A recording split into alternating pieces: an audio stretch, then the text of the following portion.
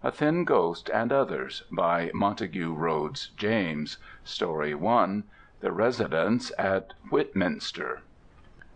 Dr. Ashton, Thomas Ashton, Doctor of Divinity, sat in his study, habited in a dressing-gown, and with a silk cap on his shaven head, his wig being for the time taken off and placed on its block on a side-table.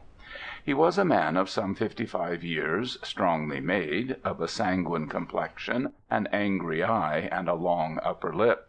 Face and eye were lighted up at the moment when I picture him by the level ray of an afternoon sun that shone in upon him through a tall sash window, giving on the west. The room into which it shone was also tall, lined with bookcases, and where the walls showed between them, panelled. On the table near the doctor's elbow was a green cloth, and upon it what he would have called a silver standish, a tray with inkstands, quill pens, a calf-bound book or two, some papers, a churchwarden pipe, and a brass tobacco-box, a flask cased in plaited straw, and a liqueur-glass. The year was 1730, the month December, the hour somewhat past 3 in the afternoon. I have described in these lines pretty much all that a superficial observer would have noted when he looked into the room. What met Dr. Ashton's eye when he looked out of it, sitting in his leather armchair? Little more than the tops of the shrubs and fruit trees of his garden could be seen from that point, but the red brick wall of it was visible in almost all the length of its western side. In the middle of that was a gate, a double gate, of rather elaborate iron scroll-work, which allowed something of a view beyond.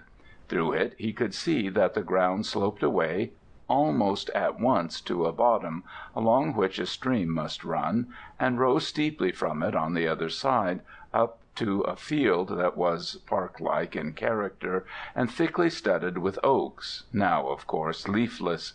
They did not stand so thick together but that some glimpse of sky and horizon could be seen between their stems. The sky was now golden, and the horizon, a horizon of distant woods, it seemed was purple. But all that Dr. Ashton could find to say after contemplating this prospect for many minutes was "abominable." A listener would have been aware, immediately upon this, of the sound of footsteps coming somewhat hurriedly in the direction of the study. By the resonance he could have told that they were traversing a much larger room. Dr. Ashton turned round in his chair as the door opened, and looked expectant. The incomer was a lady, a stout lady in the dress of the time.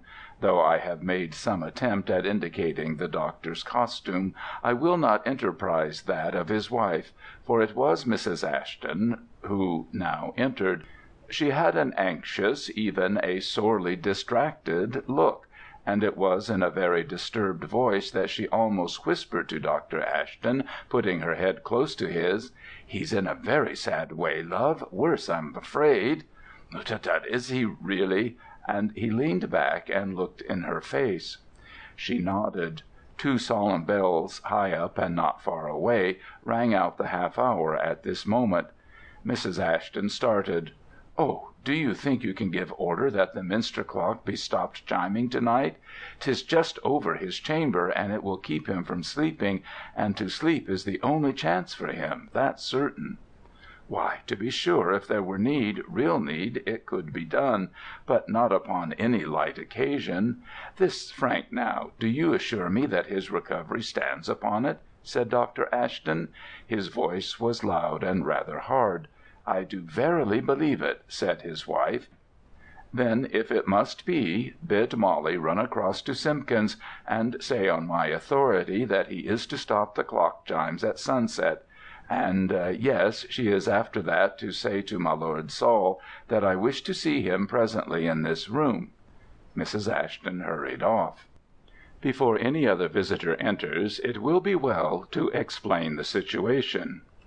Dr. Ashton was the holder, among other preferments, of a prebend in the rich collegiate church of Whitminster, one of the foundations which, though not a cathedral, survived dissolution and reformation, and retained its constitution and endowments for 100 years after the time of which I write.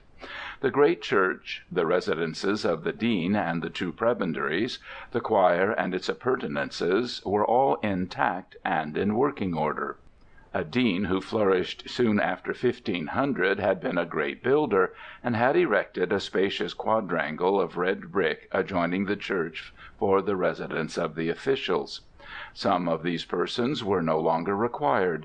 Their offices had dwindled down to mere titles, borne by clergy or lawyers in the town and neighbourhood; and so the houses that had been meant to accommodate 8 or 10 people were now shared among 3, the dean and the two prebendaries.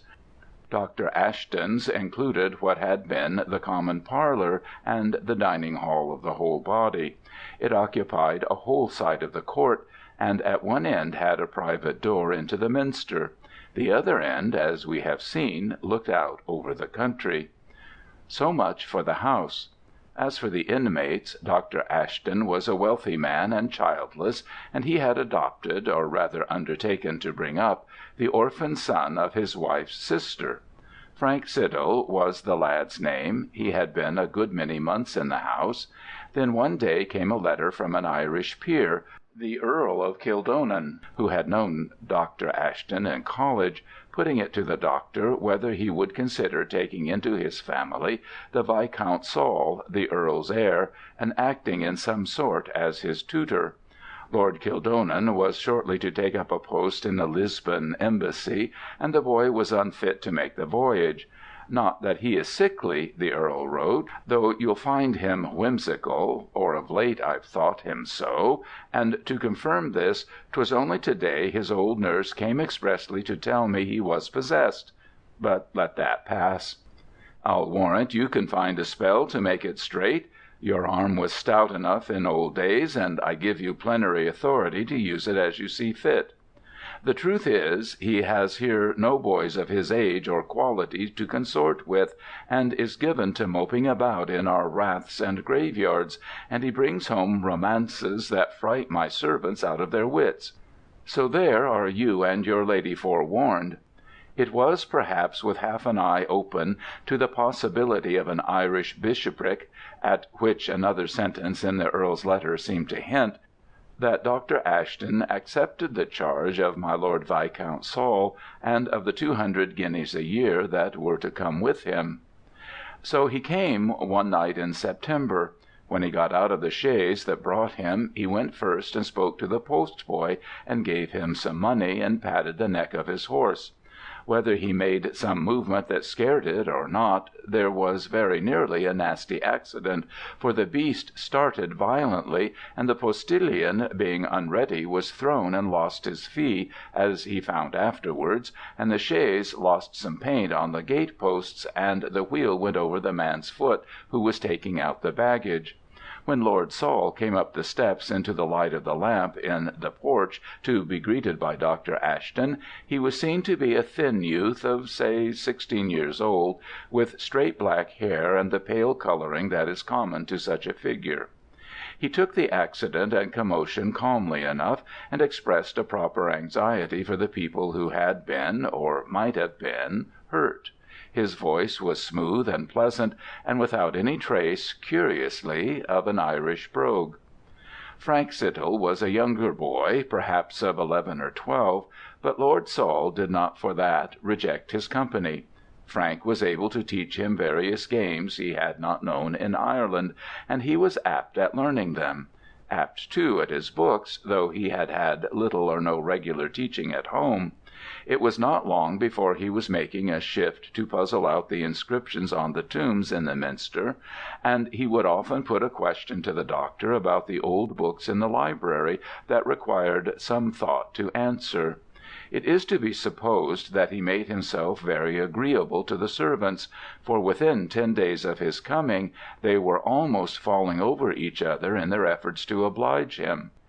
At the same time, Mrs. Ashton was rather put to it to find new maidservants, for there were several changes, and some of the families in the town from which she had been accustomed to draw seemed to have no one available. She was forced to go further afield than was usual. These generalities I gather from the doctor's notes in his diary, and from letters. They are generalities, and we should like, in view of what has to be told, something sharper and more detailed. We get it in entries which begin late in the year, and, I think, were posted up all together after the final incident. But they cover so few days in all that there is no need to doubt that the writer could remember the course of things accurately. On a Friday morning it was that a fox, or perhaps a cat, made away with Mrs. Ashton's most prized black cockerel, a bird without a single white feather on its body. Her husband had told her often enough that it would make a suitable sacrifice to Aesculapius. That had discomfited her much, and now she would hardly be consoled. The boys looked everywhere for traces of it. Lord Saul brought in a few feathers, which seemed to have been partially burnt on the garden rubbish heap. It was on the same day that Dr. Ashton, looking out of an upper window, saw the two boys playing in the corner of the garden at a game he did not understand. Frank was looking earnestly at something in the palm of his hand. Saul stood behind him and seemed to be listening. After some minutes he very gently laid his hand on Frank's head, and almost instantly thereupon Frank suddenly dropped whatever it was that he was holding, clapped his hands to his eyes, and sank down on the grass. Saul, whose face expressed great anger, hastily picked the object up, of which it could only be seen that it was glittering, put it in his pocket, and turned away, leaving Frank huddled up on the grass. Dr. Ashton rapped on the window to attract their attention, and Saul looked up as if in alarm, and then, springing to Frank, pulled him up by the arm and led him away. When they came in to dinner, Saul explained that they had been acting a part of the tragedy of Rhadamistus, in which the heroine reads the future fate of her father's kingdom by means of a glass ball held in her hand, and is overcome by the terrible events she had seen.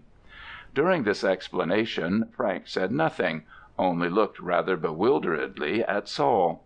He must, Mrs. Ashton thought, have contracted a chill from the wet of the grass, for that evening he was certainly feverish and disordered, and the disorder was of the mind as well as the body, for he seemed to have something he wished to say to Mrs. Ashton, only a press of household affairs prevented her from paying attention to him. And when she went, according to her habit, to see that the light in the boys' chamber had been taken away, and to bid them good night, he seemed to be sleeping, though his face was unnaturally flushed, to her thinking. Lord Saul, however, was pale and quiet, and smiling in his slumber. Next morning it happened that Dr. Ashton was occupied in church and other business, and unable to take the boys' lessons. He therefore set them tasks to be written and brought to him. 3 times, if not oftener, Frank knocked at the study door, and each time the doctor chanced to be engaged with some visitor, and sent the boy off rather roughly, which he later regretted. 2 clergymen were at dinner this day, and both remarked, being fathers of families, that the lad seemed sickening for a fever, in which they were too near the truth, and it had been better if he had been put to bed forthwith. For a couple of hours later, in the afternoon, he came running into the house, crying out in a way that was really terrifying, and rushing to Mrs. Ashton, clung about her, begging her to protect him, and saying, "Keep them off, keep them off," without intermission. And it was now evident that some sickness had taken strong hold of him.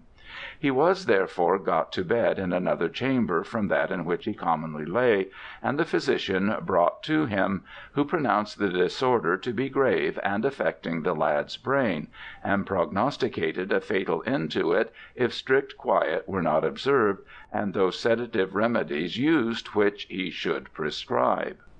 We are now come by another way to the point we had reached before. The minster clock had been stopped from striking, and Lord Saul is on the threshold of the study. "What account can you give of this poor lad's state?" was Dr. Ashton's first question. "Why, sir, little more than you know already, I fancy. I must blame myself, though, for giving him a fright yesterday when we were acting that foolish play you saw. I fear I made him take it more to heart than I meant." "How so?" "Well, by telling him foolish tales I had picked up in Ireland of what we call the second sight." "Second sight? What kind of sight might that be?" "Well, you know our ignorant people pretend that some are able to foresee what is to come. Sometimes in a glass, or in the air maybe, and at Kildonan we had an old woman that pretended to such a power. And I dare say I coloured the matter more highly than I should, but I never dreamed Frank would take it so near as he did." "You were wrong, my lord, very wrong, in meddling with such superstitious matters at all, and you should have considered whose house you were in, and how little becoming such actions are to my character and person, or to your own. But pray how came it that you, acting as you say a play, should fall upon anything that could so alarm Frank?" "That is what I can hardly tell, sir. He passed all in a moment, from rant about battles and lovers, and Cleodora and Antigones, to something I could not follow at all, and then dropped down, as you saw." "Yes. Was that at the moment when you laid your hand on the top of his head?" Lord Saul gave a quick look at his questioner, quick and spiteful, and for the first time seemed unready with an answer. "About that time it may have been," he said. "I have tried to recollect myself, but I am not sure. There was at any rate no significance in what I did then." "Ah," said Dr. Ashton. "Well, my lord, I should do wrong were I not to tell you that this fright of my poor nephew may have very ill consequences to him. The doctor speaks very despondingly of his state." Lord Saul pressed his hands together and looked earnestly upon Dr. Ashton. "I am willing to believe you had no bad intention, as assuredly you could have no reason to bear the poor boy malice. But I cannot wholly free you from blame in the affair." As he spoke, the hurrying steps were heard again, and Mrs. Ashton came quickly into the room, carrying a candle, for the evening had by this time closed in. She was greatly agitated. "Oh, come!" she cried. "Come directly. I'm sure he is going." "Going? Frank? Is it possible? Already?" With some such incoherent words, the doctor caught up a book of prayers from the table and ran out after his wife. Lord Saul stopped for a moment where he was. Molly, the maid, saw him bend over and put both hands to his face. If it were the last word she had to speak, she said afterwards, he was striving to keep back a fit of laughing. Then he went out softly, following the others. Mrs. Ashton was sadly right in her forecast. I have no inclination to imagine the last scene in detail. What Dr. Ashton records is, or may be taken to be, important to the story. They asked Frank if he would like to see his companion, Lord Saul, once again. The boy was quite collected, it seems, in these moments. "No," he said, "I do not want to see him, but you should tell him I am afraid he will be very cold." "What do you mean, my dear?" said Mrs. Ashton. "Only that," said Frank, "but say to him besides that I am free of them now, but he should take care. And I am sorry about your black cockerel, Aunt Ashton, but he said we must use it so, if we were to see all that could be seen." Not many minutes after, he was gone. Both the Ashtons were grieved, she naturally most, but the doctor, though not an emotional man, felt the pathos of the early death, and besides, there was the growing suspicion that all had not been told him by Saul, and that there was something here which was out of his beaten track. When he left the chamber of death, it was to walk across the quadrangle of the residence to the sexton's house. A passing bell, the greatest of the Minster bells, must be rung, a grave must be dug in the Minster yard, and there was now no need to silence the chiming of the Minster clock. As he came slowly back in the dark, he thought he must see Lord Saul again. The matter of the black cockerel, trifling as it might seem, would have to be cleared up. It might be merely a fancy of the sick boy, but if not, was there not a witch trial he had read, in which some grim little rite of sacrifice had played a part? Yes, he must see Saul. I rather guess these thoughts of his than find written authority for them. That there was another interview is certain. Certain also that Saul would, or as he said, could, throw no light on Frank's words, though the message, or some part of it, appeared to affect him horribly. But there is no record of the talk in detail. It is only said that Saul sat all that evening in the study, and when he bid good night, which he did most reluctantly, asked for the doctor's prayers. The month of January was near its end when Lord Kildonan, in the embassy at Lisbon, received a letter that for once gravely disturbed that vain man and neglectful father. Saul was dead. The scene at Frank's burial had been very distressing. The day was awful in blackness and wind. The bearers, staggering blindly along under the flapping black pall, found it a hard job, when they emerged from the porch of the minster, to make their way to the grave. Mrs. Ashton was in her room. Women did not then go to their kinsfolk's funerals, but Saul was there, draped in the mourning cloak of the time, and his face was white and fixed as that of one dead, except when, as was noticed 3 or 4 times, he suddenly turned his head to the left and looked over his shoulder. It was then alive with a terrible expression of listening fear.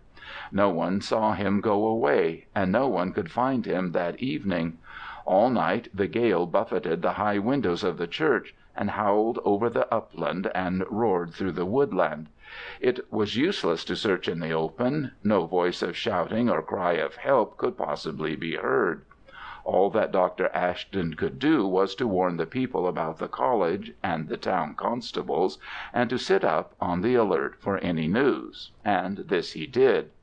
News came early next morning, brought by the sexton, whose business it was to open the church for early prayers at 7, and who sent the maid rushing upstairs with wild eyes and flying hair to summon her master.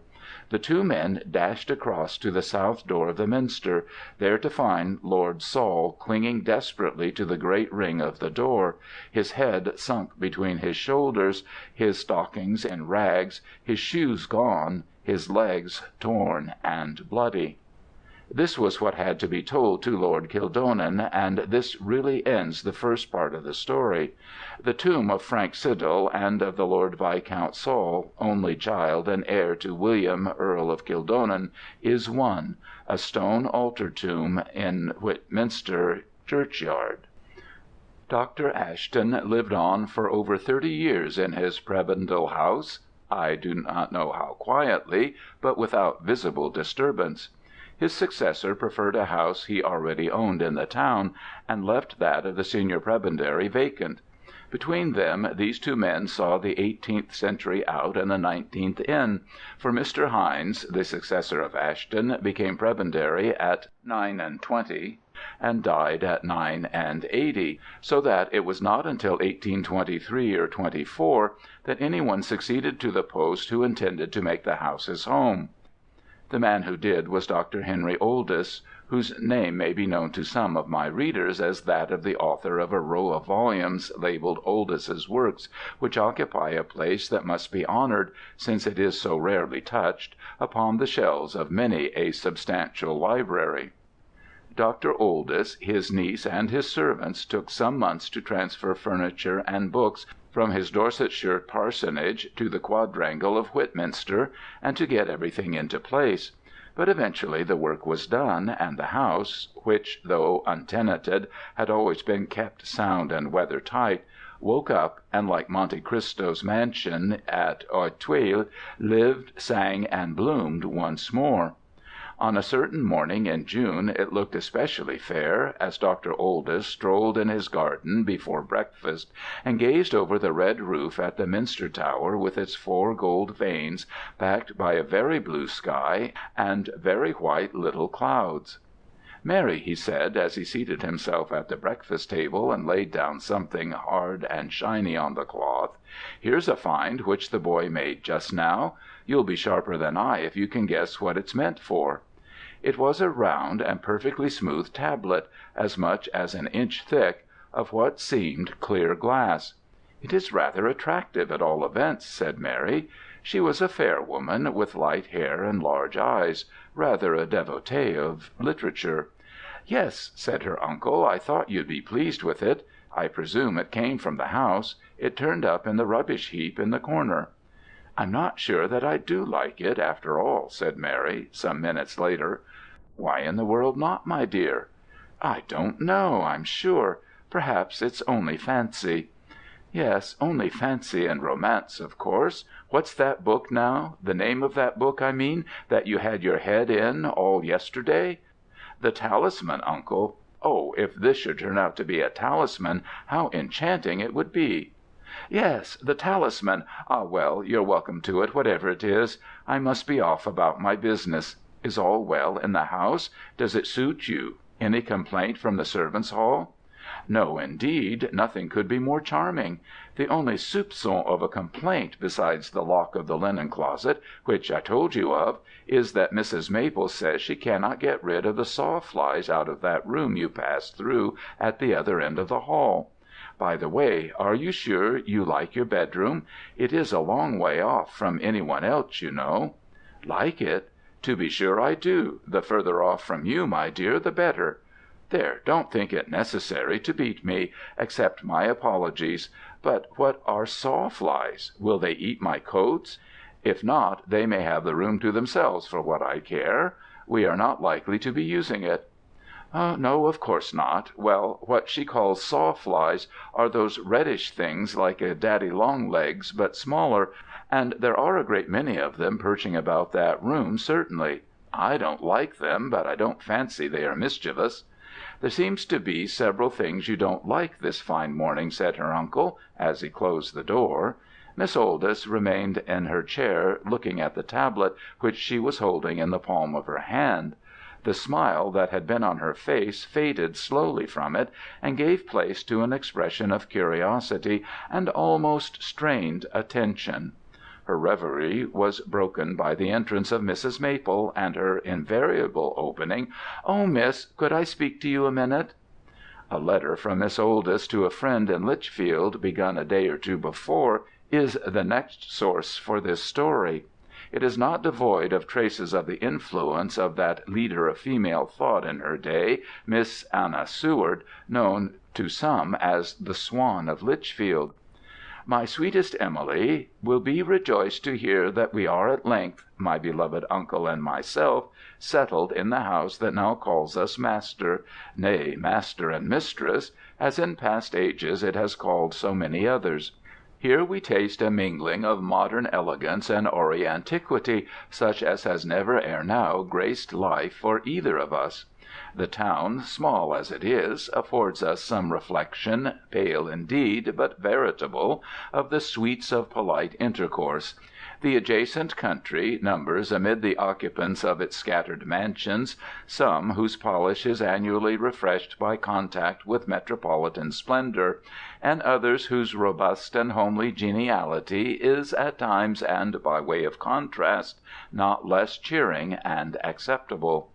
Tired of the parlors and drawing rooms of our friends, we have ready to hand a refuge from the clash of wits or the small talk of the day amid the solemn beauties of our venerable Minster, whose silvern chimes daily knoll us to prayer, and in the shady walks of whose tranquil graveyard we muse with softened heart, and ever and anon with moistened eye, upon the memorials of the young, the beautiful, the aged, the wise, and the good."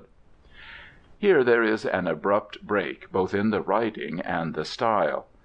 "But, my dearest Emily, I can no longer write with the care which you deserve, and in which we both take pleasure. What I have to tell you is wholly foreign to what has gone before. This morning my uncle brought in to breakfast an object which had been found in the garden. It was a glass or crystal tablet of this shape. a little sketch is given, which he handed to me, and which, after he left the room, remained on the table by me. I gazed at it, I know not why, for some minutes, till called away by the day's duties, and you will smile incredulously when I say that I seemed to myself to begin to descry reflected in it objects and scenes which were not in the room where I was. You will not, however, be surprised that after such an experience I took the first opportunity to seclude myself in my room with what I now half believed to be a talisman of mickle might. I was not disappointed, I assure you, Emily, by that memory which is dearest to both of us, that what I went through this afternoon transcends the limits of what I had before deemed credible. In brief, what I saw, seated in my bedroom in the broad daylight of summer and looking into the crystal depth of that small round tablet, was this. First, a prospect, strange to me, of an enclosure of rough and hillocky grass, with a grey stone ruin in the midst, and a wall of rough stones about it. In this stood an old and very ugly woman in a red cloak and ragged skirt, talking to a boy dressed in the fashion of maybe 100 years ago. She put something which glittered into his hand, and he something into hers, which I saw to be money, for a single coin fell from her trembling hand into the grass. The scene passed. I should have remarked, by the way, that on the rough walls of the enclosure I could distinguish bones, and even a skull lying in a disorderly fashion. Next I was looking upon two boys, one the figure of the former vision, the other younger. They were in a plot of garden, walled round, and this garden, in spite of the difference in arrangement and the small size of the trees, I could clearly recognize as being that upon which I now look from my window. The boys were engaged in some curious play, it seemed. Something was smouldering on the ground. The elder placed his hands upon it, and then raised them in what I took to be an attitude of prayer. And I saw, and started at seeing, that on them were deep stains of blood. The sky above was overcast. The same boy now turned his face towards the wall of the garden, and beckoned with both his raised hands, and as he did so I was conscious that some moving objects were becoming visible over the top of the wall. Whether heads or other parts of some animal or human forms I could not tell. Upon the instant the elder boy turned sharply, seized the arm of the younger, who all this time had been poring over what lay on the ground, and both hurried off. I then saw blood upon the grass, a little pile of bricks, and what I thought were black feathers scattered about. That scene closed, and the next was so dark that perhaps the full meaning of it escaped me. But what I seemed to see was a form, at first crouching low among trees or bushes that were being threshed by a violent wind, then running very swiftly and constantly turning a pale face to look behind him, as if he feared a pursuer. And indeed pursuers were following hard after him. Their shapes were but dimly seen, their number, 3 or 4 perhaps, only guessed. I suppose they were on the whole more like dogs than anything else, but dogs such as we have seen they assuredly were not. Could I have closed my eyes to this horror I would have done so at once, but I was helpless. The last I saw was the victim darting beneath an arch and clutching at some object to which he clung, and those that were pursuing him overtook him, and I seemed to hear the echo of a cry of despair. It may be that I became unconscious. Certainly I had the sensation of awaking to the light of day after an interval of darkness. Such, in literal truth, Emily, was my vision, I can call it by no other name, of this afternoon. Tell me, have I not been the unwilling witness of some episode of a tragedy connected with this very house? The letter is continued next day. The tale of yesterday was not completed when I laid down my pen. I said nothing of my experiences to my uncle. You know yourself how little his robust common sense would be prepared to allow of them, and how, in his eyes, the specific remedy would be a black draught or a glass of port. After a silent evening, then, silent, not sullen, I retired to rest. Judge of my terror, then, when, not yet in bed, I heard what I can only describe as a distant bellow, and knew it for my uncle's voice, though never in my hearing so exerted before. His sleeping room is at the further extremity of this large house, and to gain access to it one must traverse an antique hall some 80 feet long, and a lofty panelled chamber, and 2 unoccupied bedrooms. In the second of these, a room almost devoid of furniture, I found him, in the dark, his candle lying smashed on the floor. As I ran in, bearing a light, he clasped me in arms that trembled for the first time since I have known him, thanked God, and hurried me out of the room. He would say nothing of what had alarmed him. "To-morrow, to-morrow," was all I could get from him. A bed was hastily improvised for him in the room next to my own. I doubt if his night was more restful than mine. I could only get to sleep in the small hours, when daylight was already strong, and then my dreams were of the grimmest, particularly one which stamped itself on my brain, and which I must set down on the chance of dispersing the impression it has made. It was that I came up to my room with a heavy foreboding of evil oppressing me, and went with a hesitation and reluctance I could not explain to my chest of drawers. I opened the top drawer, in which was nothing but ribbons and handkerchiefs, and then the second, which was as little to alarm, and then, oh heavens, the third and last.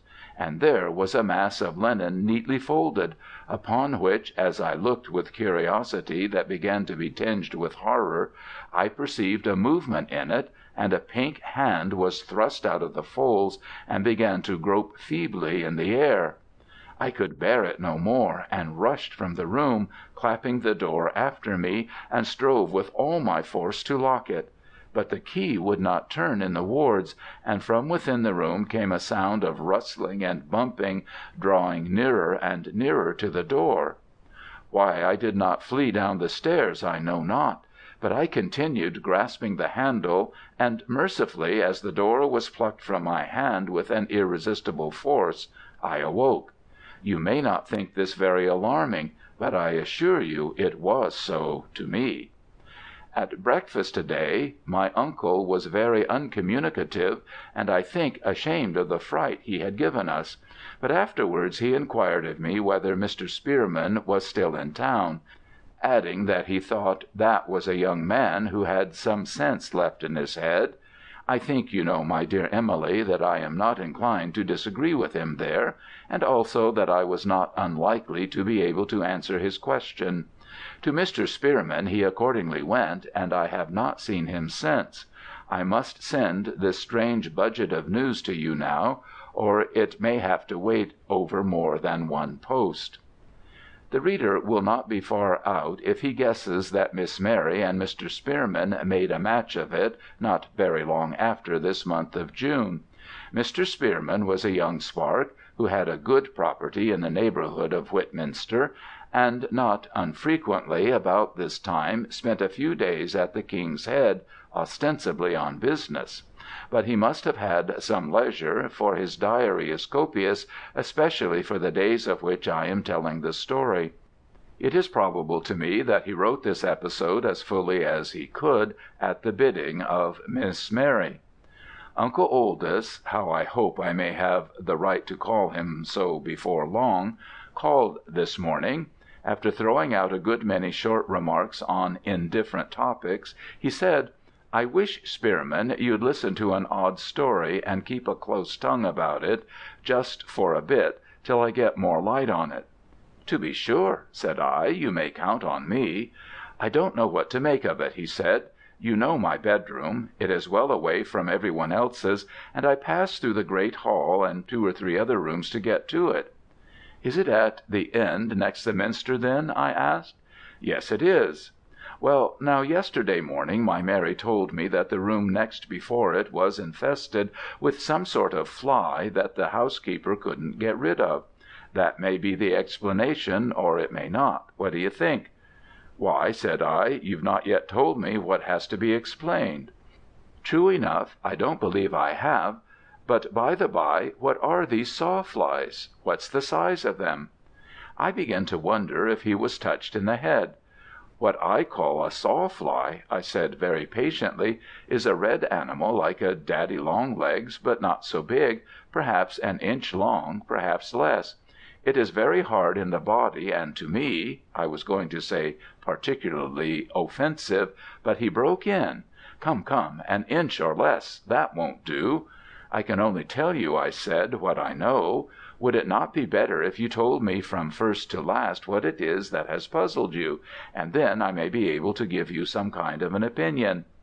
He gazed at me meditatively. "Perhaps it would," he said. "I told Mary only to day that I thought you had some vestige of sense in your head." I bowed my acknowledgments.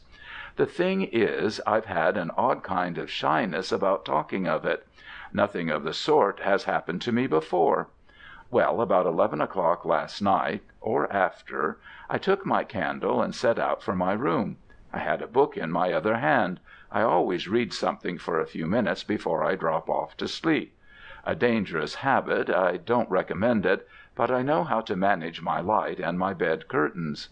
Now then, first, as I stepped out of my study into the great half that's next to it, and shut the door, my candle went out. I supposed I had clapped the door behind me too quickly and made a draught, and I was annoyed, for I'd no tinder box nearer than my bedroom. But I knew my way well enough, and went on. The next thing was that my book was struck out of my hand in the dark. If I said twitched out of my hand, it would better express the sensation. It fell on the floor. I picked it up and went on, more annoyed than before, and a little startled. But as you know, that hall has many windows, without curtains, and in summer nights like these it is easy to see not only where the furniture is, but whether there's any one or anything moving, and there was no one, nothing of the kind.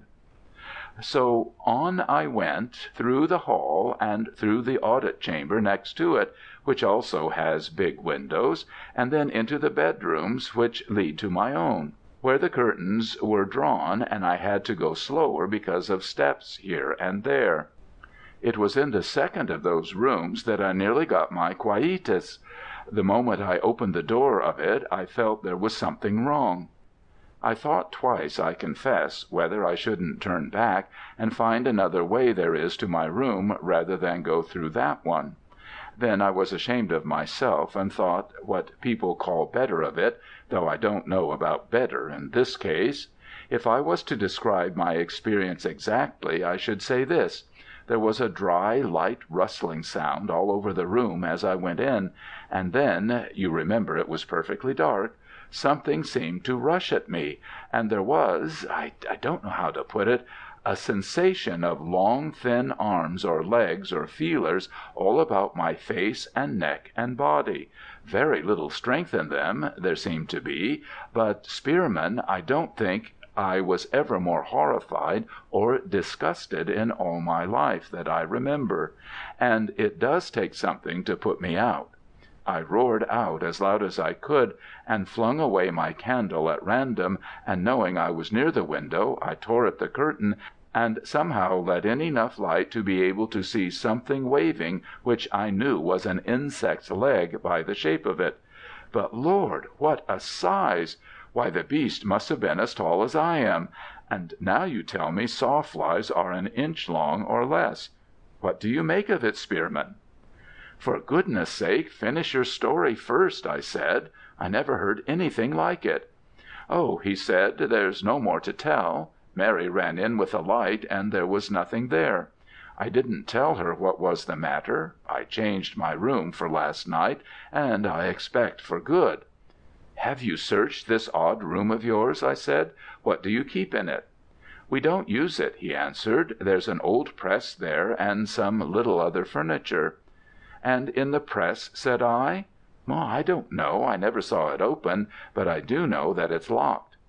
"Well, I should have it looked into, and if you had time, I own to having some curiosity to see the place myself."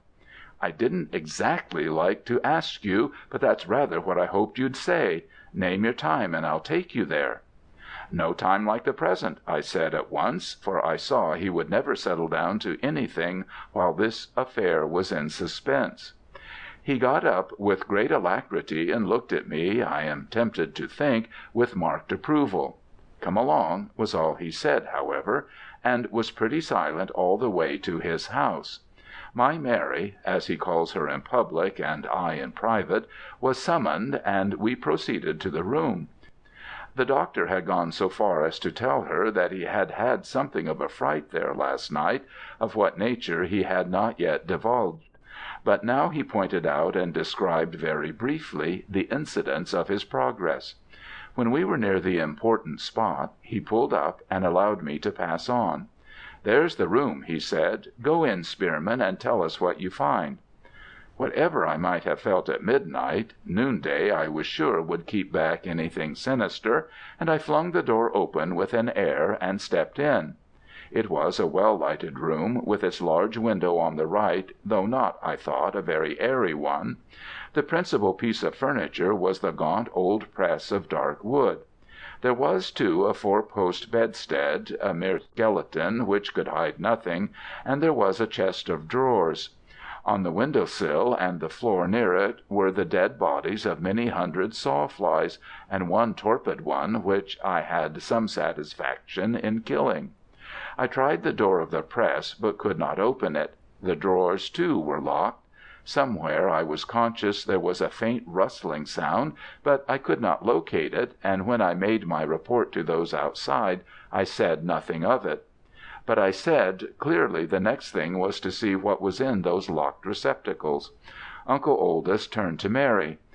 "Mrs. Maple," he said, and Mary ran off. No one, I am sure, steps like her, and soon came back at a soberer pace with an elderly lady of discreet aspect. "Have you the keys of these things, Mrs. Maple?" said Uncle Oldys. His simple words let loose a torrent, not violent, but copious, of speech. Had she been a shade or two higher in the social scale, Mrs. Maple might have stood as the model for Miss Bates. "Oh, Doctor and Miss, and you too, sir," she said, acknowledging my presence with a bend. "Them keys! Who was that again that come when first we took over things in this house? A gentleman in business it was, and I gave him his luncheon in the small parlour on account of us not having everything as we should like to see it in the large one. Chicken and apple pie and a glass of Madeira. Dear, dear, you'll say I'm running on, Miss Mary, but I only mention it to bring back my recollection, and there it comes, Gardner, just the same as it did last week, with the artichoke and the text of the sermon. Now that Mr. Gardner, every key I got from him were labelled to itself, and each and every one was a key of some door or another in this house, and sometimes two. And when I say door, my meaning is door of a room, and not such a press as this is. Yes, Miss Mary, I know full well, and I'm just making it clear to your uncle and you too, sir. But now there was a box which this same gentleman he gave over into my charge, and thinking no harm after he was gone, I took the liberty, knowing it was your uncle's property, to rattle it, and unless I'm most surprisingly deceived, in that box there was keys. But what keys, that, Doctor, is known elsewhere, for open the box, no, that I would not do." I wondered that Uncle Oldys remained as quiet as he did under this address. Mary, I knew, was amused by it, and he probably had been taught by experience that it was useless to break in upon it. At any rate he did not, but merely said at the end, "Have you that box handy, Mrs. Maple? If so, you might bring it here." Mrs. Maple pointed her finger at him, either in accusation or in gloomy triumph. "There," she said, "was I to choose out the very words out of your mouth, Doctor, them would be the ones. And if I've took it to my own rebuke one half a dozen times, it's been nearer 50. Laid awake I have in my bed, and sat down in my chair I have, the same you and Miss Mary gave me the day I was 20 year in your service, and no person could desire a better. Yes, Miss Mary, but it is the truth, and well we know who it is would have it different if he could. All very well, says I to myself, but pray, when the doctor calls you to account for that box, what are you going to say? No, doctor, if you was some masters I've heard of, and I was some servants I could name, I should have an easy task before me. But things, being humanly speaking what they are, the one course open to me is just to say to you that without Miss Mary comes to my room and helps me to my recollection, which her wits may manage what's slipped beyond mine, no such box as that, small though it be, will cross your eyes this many a day to come. "Why, dear Mrs. Maple, why didn't you tell me before that you wanted me to help you to find it?" said my Mary. "No, never mind telling me why it was. Let us come at once and look for it."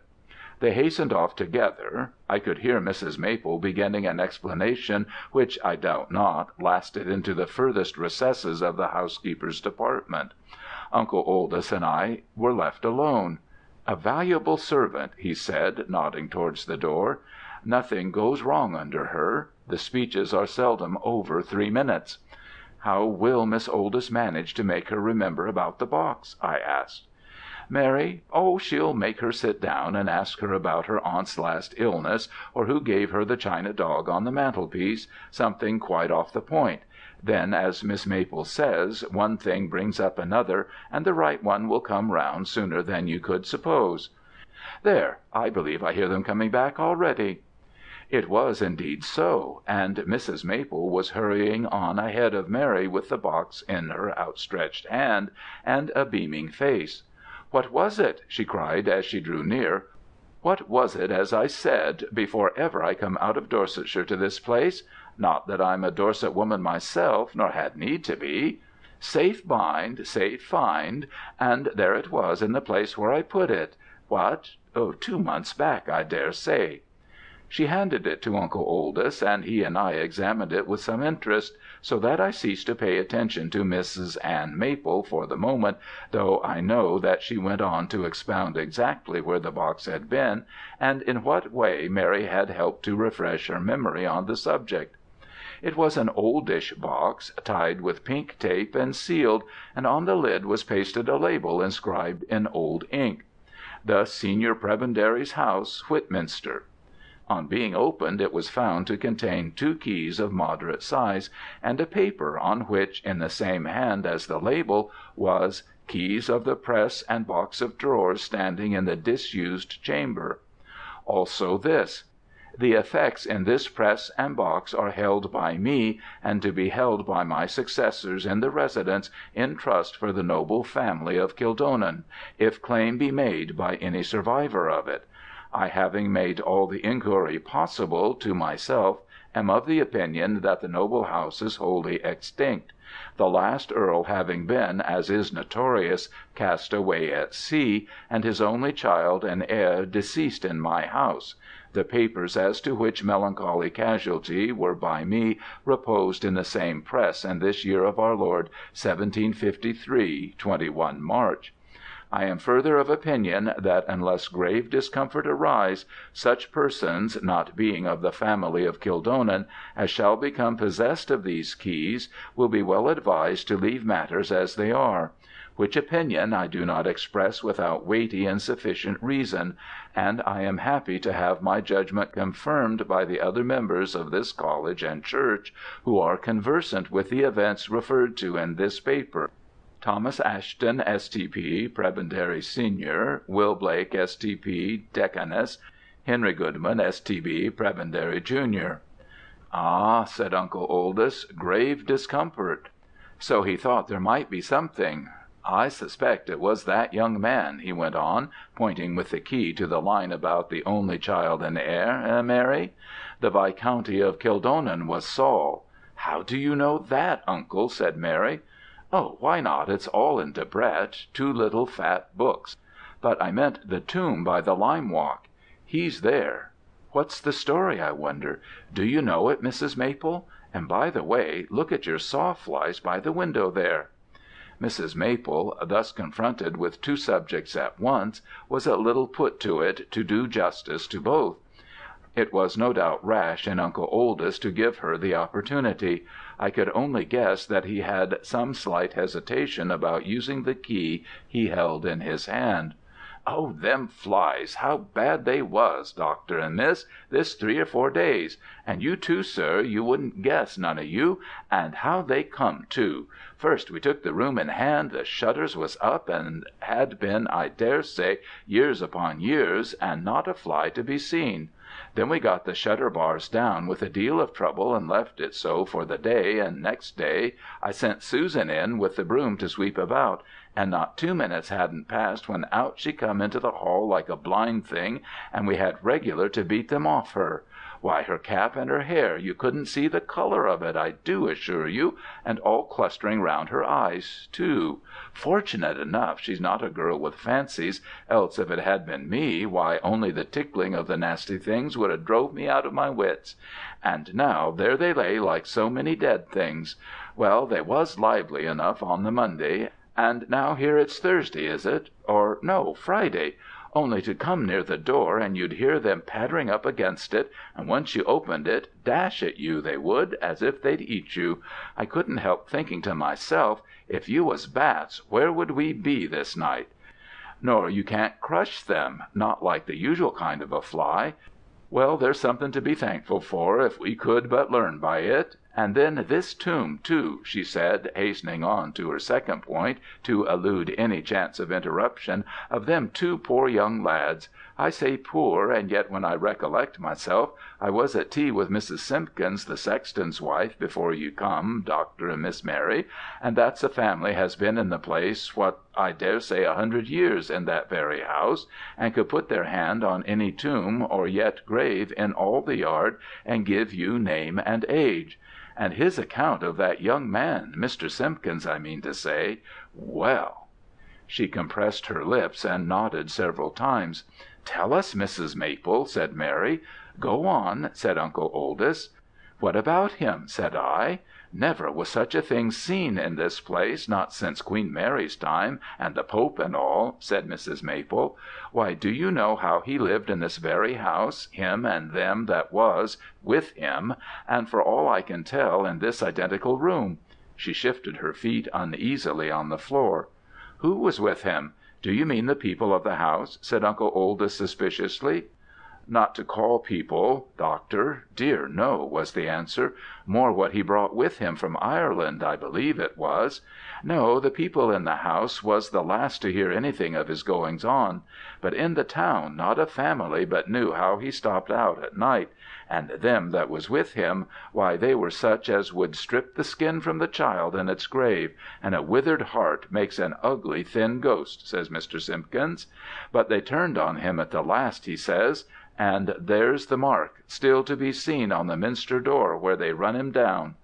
And that's no more than the truth, for I got him to show it to myself, and that's what he said. A lord he was, with the Bible name of a wicked king, whatever his godfathers could have been thinking of." "Saul was the name," said Uncle Oldys. "To be sure it was Saul, Doctor, and thank you. And now, isn't it King Saul that we read of, raising up the dead ghost that was slumbering in its tomb till he disturbed it? And isn't that a strange thing, this young lord to have such a name, and Mr. Simpkins' grandfather to see him out of his window of a dark night, going about from one grave to another in the yard with a candle, and them that was with him following through the grass at his heels? And one night him to come right up to old Mr. Simpkins' window that gives on the yard, and press his face up against it to find out if there was any one in the room that could see him, and only just in time there was for old Mr. Simpkins to drop down like quiet just under the window, and hold his breath and not stir till he heard him stepping away again, and this rustling like in the grass after him as he went, and then when he looked out of his window in the morning there was treadings in the grass, and a dead man's bone. Oh, he was a cruel child for certain, but he had to pay in the end, and after." "After?" said Uncle Oldys with a frown. "Oh, yes, Doctor, night after night in old Mr. Simpkins' time, and his son, that's our Mr. Simpkins' father, yes, and our own Mr. Simpkins, too. Up against that same window, particular when they've had a fire of a chilly evening, with his face right on the panes, and his hands fluttering out, and his mouth open and shut, for a minute or more, and then gone off in the dark yard. But open the window at such time, no, that they dare not do, though they could find it in their heart to pity the poor thing, that pinched up with the cold, and seemingly fading away to a nothing as the years passed. Well, indeed, I believe it is no more than the truth what our Mr. Simpkins says on his own grandfather's word, 'A withered heart makes an ugly thin ghost.' I dare say," said Uncle Oldys suddenly, so suddenly that Mrs. Maple stopped short. "Thank you. Come away, all of you." "Why, Uncle," said Mary, "are you not going to open the press after all?" Uncle Oldys blushed, actually blushed. "My dear," he said, "you are at liberty to call me a coward, or applaud me as a prudent man, whichever you please, but I am neither going to open that press nor that chest of drawers myself, nor am I going to hand over the keys to you or to any other person. Mrs. Maple, will you kindly see about getting a man or two to move those pieces of furniture into the garret? And when they do it, Mrs. Maple," said Mary, who seemed to me, I did not then know why, more relieved than disappointed by her uncle's decision, "I have something that I want put with the rest, only quite a small packet." We left that curious room, not unwillingly, I think. Uncle Oldys's orders were carried out that same day. "And so," concludes Mr. Spearman, "Whitminster has a Bluebeard's chamber, and I am rather inclined to suspect a Jack-in-the-box awaiting some future occupant of the residence of the senior prebendary." End of Story 1. Story 2. The Diary of Mr. Poynter. The sale room of an old and famous firm of book auctioneers in London is, of course, a great meeting place for collectors, librarians, dealers; not only when an auction is in progress, but perhaps even more notably when books that are coming on for sale are upon view. It was in such a sale room that the remarkable series of events began which were detailed to me not many months ago by the person whom they principally affected, namely, Mr. James Denton, M.A., F.S.A., etc., etc., sometime of Trinity Hall, now or lately of Rendcomb Manor in the county of Warwick. He, on a certain spring day not many years since, was in London for a few days upon business connected principally with the furnishing of the house which he had just finished building at Rendcomb. It may be a disappointment to you to learn that Rendcomb Manor was new. That I cannot help. There had, no doubt, been an old house, but it was not remarkable for beauty or interest. Even had it been, neither beauty nor interest would have enabled it to resist the disastrous fire which about a couple of years before the date of my story had razed it to the ground. I am glad to say that all that was most valuable in it had been saved, and that it was fully insured. So that it was with a comparatively light heart that Mr. Denton was able to face the task of building a new and considerably more convenient dwelling for himself and his aunt, who constituted his whole ménage. Being in London, with time on his hands, and not far from the sale room at which I have obscurely hinted, Mr. Denton thought that he would spend an hour there upon the chance of finding, among that portion of the famous Thomas collection of manuscripts which he knew to be on view, something bearing upon the history or topography of his part of Warwickshire. He turned in accordingly, purchased a catalogue, and ascended to the sale room, where, as usual, the books were disposed in cases and some laid out upon the long tables. At the shelves, or sitting about at the tables, were figures, many of whom were familiar to him. He exchanged nods and greetings with several, and then settled down to examine his catalogue and note likely items. He had made good progress through about 200 of the 500 lots, every now and then rising to take a volume from the shelf and give it a cursory glance, when a hand was laid on his shoulder, and he looked up. His interrupter was one of those intelligent men with a pointed beard and a flannel shirt, of whom the last quarter of the 19th century was, it seems to me, very prolific. It is no part of my plan to repeat the whole conversation which ensued between the two. I must content myself with stating that it largely referred to common acquaintances, e.g., to the nephew of Mr. Denton's friend, who had recently married and settled in Chelsea, to the sister-in-law of Mr. Denton's friend, who had been seriously indisposed, but was now better, and to a piece of china which Mr. Denton's friend had purchased some months before at a price much below its true value. From which you will rightly infer that the conversation was rather in the nature of a monologue. In due time, however, the friend bethought himself that Mr. Denton was there for a purpose, and said he, "What are you looking for in particular? I don't think there's much in this lot." "Why, I thought there might be some Warwickshire collections, but I don't see anything under Warwick in the catalogue." "No, apparently not," said the friend. "All the same, I believe I noticed something like a Warwickshire diary. What was the name again? Drayton? Potter? Painter? Either a P or a D, I feel sure." He turned over the leaves quickly. "Yes, here it is. Pointer, lot 486. That might interest you. There are the books, I think, out on the table. Some one has been looking at them. Well, I must be getting on. Good-bye. You'll look us up, won't you? Couldn't you come this afternoon? We've got a little music about 4. Well, then, when you're next in town." He went off. Mr. Denton looked at his watch and found to his confusion that he could spare no more than a moment before retrieving his luggage and going for the train. The moment was just enough to show him that there were 4 largest volumes of the diary, that it concerned the years about 1710, and that there seemed to be a good many insertions in it of various kinds.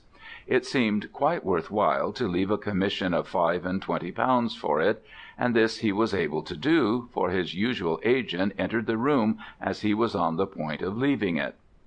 That evening he rejoined his aunt at their temporary abode, which was a small dower house not many hundred yards from the manor.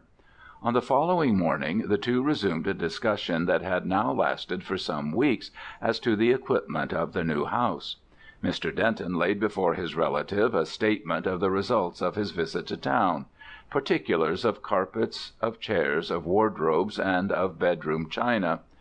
"Yes, dear," said his aunt, "but I don't see any chintzes here. Did you go to—" Mr. Denton stamped on the floor. Where else, indeed, could he have stamped? "Oh dear," he said, "the one thing I missed. I am sorry. The fact is, I was on my way there, and I happened to be passing Robins's." His aunt threw up her hands. "Robinson's! Then the next thing will be another parcel of horrible old books at some outrageous price. I do think, James, when I am taking all this trouble for you, you might contrive to remember the 1 or 2 things which I specially begged you to see after. It's not as if I was asking it for myself. I don't know whether you think I get any pleasure out of it, but if so, I can assure you it's very much the reverse. The thought and worry and trouble I have over it you have no idea of, and you have simply to go to the shops and order the things." Mr. Denton interposed a moan of penitence. "Oh, aunt!" "Yes, that's all very well, dear, and I don't want to speak sharply, but you must know how very annoying it is, particularly as it delays the whole of our business, for I can't tell how long. Here is Wednesday. The Simpsons come to-morrow, and you can't leave them. Then on Saturday we have friends, as you know, coming for tennis. Yes, indeed, you spoke of asking them yourself, but of course I had to write the notes, and it is ridiculous, James, to look like that. We must occasionally be civil to our neighbours. You wouldn't like to have it said we were perfect bears." What was I saying? Well, anyhow, it comes to this, that it must be Thursday in next week at least before you can go to town again, and until we have decided upon the chintzes, it is impossible to settle upon one single other thing." Mr. Denton ventured to suggest that, as the paint and wall-papers had been dealt with, this was too severe a view; but this his aunt was not prepared to admit at the moment. Nor, indeed, was there any proposition he could have advanced which she would have found herself able to accept. However, as the day went on, she receded a little from this position, examined with lessening disfavour the samples and price lists submitted by her nephew, and even in some cases gave a qualified approval to his choice. As for him, he was naturally somewhat dashed by the consciousness of duty unfulfilled, but more so by the prospect of a lawn-tennis party, which, though an inevitable evil in August, he had thought there was no occasion to fear in May.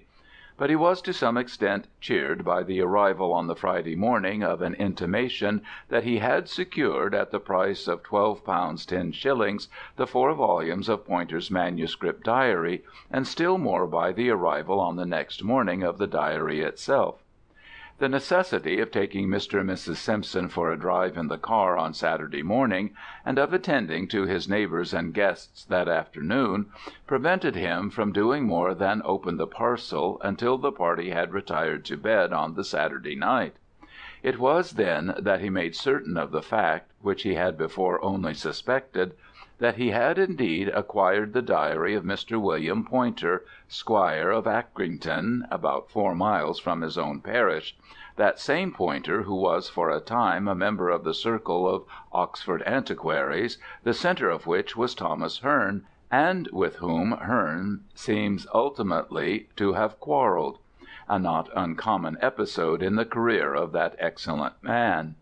As is the case with Hearne's own collections, the diary of Poynter contained a good many notes from printed books, descriptions of coins and other antiquities that had been brought to his notice, and drafts of letters on these subjects, besides the chronicle of everyday events. The description in the sale catalogue had given Mr. Denton no idea of the amount of interest which seemed to lie in the book, and he sat up reading in the first of the 4 volumes until a reprehensibly late hour. On the Sunday morning, after church, his aunt came into the study and was diverted from what she had been going to say to him by the sight of the 4 brown leather quartos on the table. "What are these?" she said suspiciously. "New, aren't they? Oh, are these the things that made you forget my chintzes? I thought so. Disgusting! What did you give for them, I should like to know? Over £10? James, it is really sinful. Well, if you have money to throw away on this kind of thing, there can be no reason why you should not subscribe, and subscribe handsomely, to my Anti-Vivisection League. There is not indeed, James, and I shall be very seriously annoyed if— Who did you say wrote them?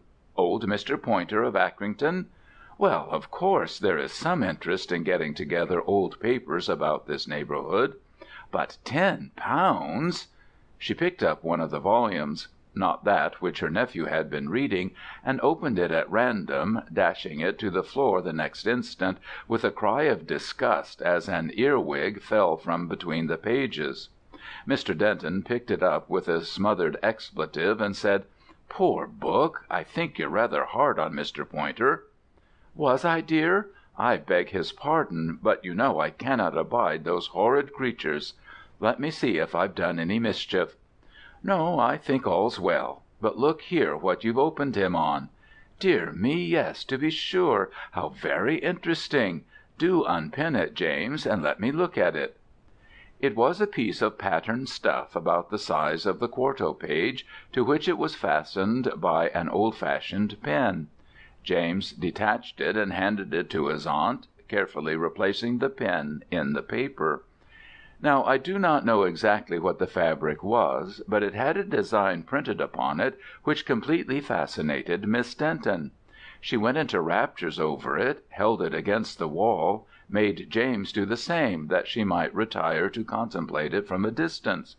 then pored over it at close quarters, and ended her examination by expressing in the warmest terms her appreciation of the taste of the ancient Mr. Poynter, who had had the happy idea of preserving this sample in his diary. "It is a most charming pattern," she said, "and remarkable too. Look, James, how delightfully the lines ripple. It reminds one of hair very much, doesn't it? And then these knots of ribbon at intervals, they give just the relief of colour that is wanted. I wonder—" "I was going to say," said James with deference, "I wonder if it would cost much to have it copied for our curtains." "Copied? How could you have it copied, James?"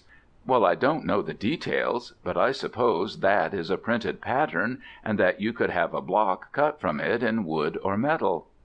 "Now, really, that is a capital idea, James. I am almost inclined to be glad that you forgot the chintzes on Monday. At any rate, I'll promise to forgive and forget if you get this lovely old thing copied. No one will have anything in the least like it, and mind, James, we won't allow it to be sold. Now I must go, and I've totally forgotten what it was I came in to say. Never mind, it'll keep." After his aunt had gone, James Denton devoted a few minutes to examining the pattern more closely than he had yet had a chance of doing. He was puzzled to think why it should have struck Miss Benton so forcibly. It seemed to him not specially remarkable or pretty. No doubt it was suitable enough for a curtain pattern. It ran in vertical bands, and there was some indication that these were intended to converge at the top. She was right, too, in thinking that these main bands resembled rippling, almost curling, tresses of hair. Well, the main thing was to find out by means of trade directories or otherwise what firm would undertake the reproduction of an old pattern of this kind. Not to delay the reader over this portion of the story, a list of likely names was made out, and Mr. Denton fixed a day for calling on them, or some of them, with his sample. The first 2 visits which he paid were unsuccessful, but there is luck in odd numbers. The firm in Bermondsey, which was third on his list, was accustomed to handling this line. The evidence they were able to produce justified their being entrusted with the job. Our Mr. Cattle took a fervent personal interest in it. "It's 'eart-rending, isn't it, sir," he said, "to picture the quantity of really lovely medieval stuff of this kind that lays well nigh unnoticed in many of our residential country 'ouses, much of it in peril, I take it, of being cast aside as so much rubbish. What is it Shakespeare says? Unconsidered trifles? I often say 'as a word for us all, sir. I say Shakespeare, but I'm well aware all don't 'old with him there. I had something of an upset the other day when a gentleman came in, a titled man too, he was, and I think he told me he'd wrote on the topic, and I 'appened to cite out something about 'Ercules and the painted cloth. Dear me, you never see such a pother. But as to this what you've kindly confided to us, it's a piece of work we shall take a real enthusiasm in achieving it out to the very best of our ability. What man 'as done, as I was observing only a few weeks back to another esteemed client, man can do, and in 3 to 4 weeks' time, all being well, we shall 'ope to lay before you the evidence to that effect, sir. Take the address, Mr. 'Iggins, if you please." Such was the general drift of Mr. Cattle's observations on the occasion of his first interview with Mr. Denton. About a month later, being advised that some samples were ready for his inspection, Mr. Denton met him again, and had, it seems, reason to be satisfied with the faithfulness of the reproduction of the design. It had been finished off at the top in accordance with the indication I mentioned, so that the vertical bands joined. But something still needed to be done in the way of matching the colour of the original. Mr. Cattle had suggestions of a technical sort to offer, with which I need not trouble you. He had also views as to the general desirability of the pattern which were vaguely adverse. "You say you don't wish this to be supplied excepting to personal friends equipped with an authorization from yourself, sir. It shall be done. I quite understand your wish to keep it exclusive. Lends it a catch it, does it not, to the suite? What's every man's, it has been said, is no man." "Do you think it would be popular if it were generally obtainable?" asked Mr. Denton. "I 'ardly think it, sir," said Cattell, pensively clasping his beard. "I 'ardly think it. Not popular. It wasn't popular with the man that cut the block, was it, Mr. 'Iggins?" "Did he find it a difficult job?"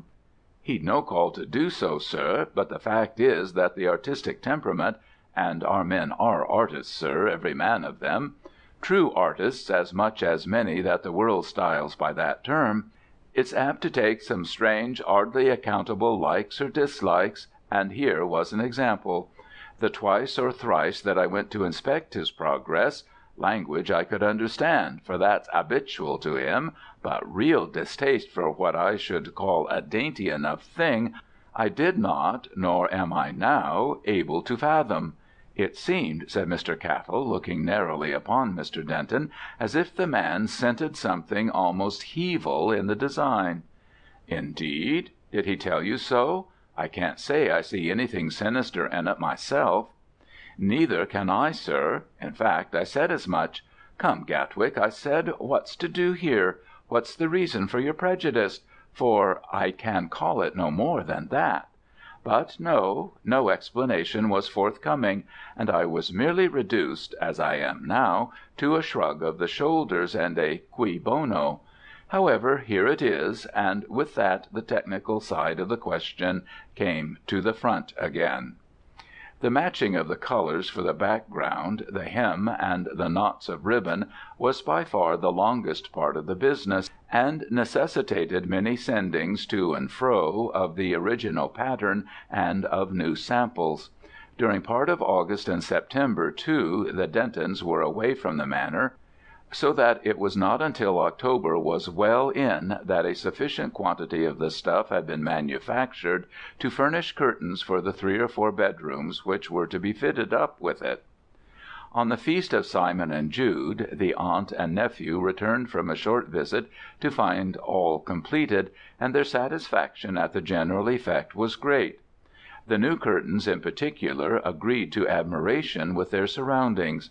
When Mr. Denton was dressing for dinner, and took stock of his rooms, in which there was a large amount of the chintz displayed, he congratulated himself over and over again on the luck which had first made him forget his aunt's commission, and had then put into his hands this extremely effective means of remedying his mistake. The pattern was, as he sat at dinner, so restful, and yet so far from being dull. And Miss Denton, who, by the way, had none of the stuff in her own room, was much disposed to agree with him. At breakfast next morning he was induced to qualify his satisfaction to some extent, but very slightly. "There is one thing I rather regret," he said, "that we allowed them to join up the vertical bands of the pattern at the top. I think it would have been better to leave that alone." "Oh?" said his aunt interrogatively. "Yes. As I was reading in bed last night, they kept catching my eye rather. That is, I found myself looking across at them every now and then.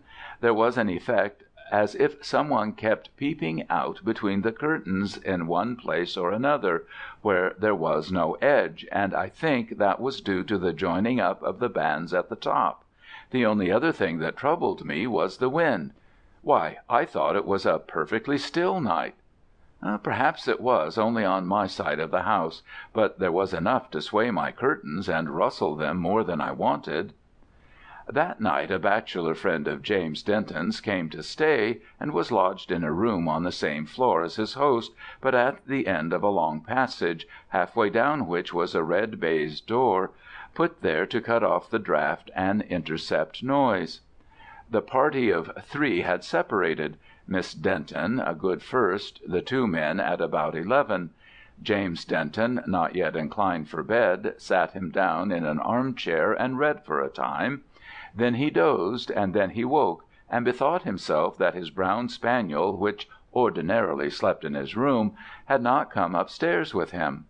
Then he thought he was mistaken, for happening to move his hand, which hung down over the arm of the chair within a few inches of the floor, he felt on the back of it just the slightest touch of a surface of hair, and stretching it out in that direction he stroked and patted a rounded something. But the feel of it, and still more the fact that instead of a responsive movement, absolute stillness greeted his touch, made him look over the arm. What he had been touching rose to meet him. It was in the attitude of one that had crept along the floor on its belly, and it was, so far as could be collected, a human figure. But of the face, which was now rising to within a few inches of his own, no feature was discernible, only hair. Shapeless as it was, there was about it so horrible an air of menace that as he bounded from his chair and rushed from the room, he heard himself moaning with fear. And doubtless he did right to fly. As he dashed into the baize door that cut the passage in two, and, forgetting that it opened towards him, beat against it with all the force in him, he felt a soft, ineffectual tearing at his back, which, all the same, seemed to be growing in power, as if the hand, or whatever worse than a hand was there, were becoming more material as the pursuer's rage was more concentrated. Then he remembered the trick of the door. He got it open. He shut it behind him.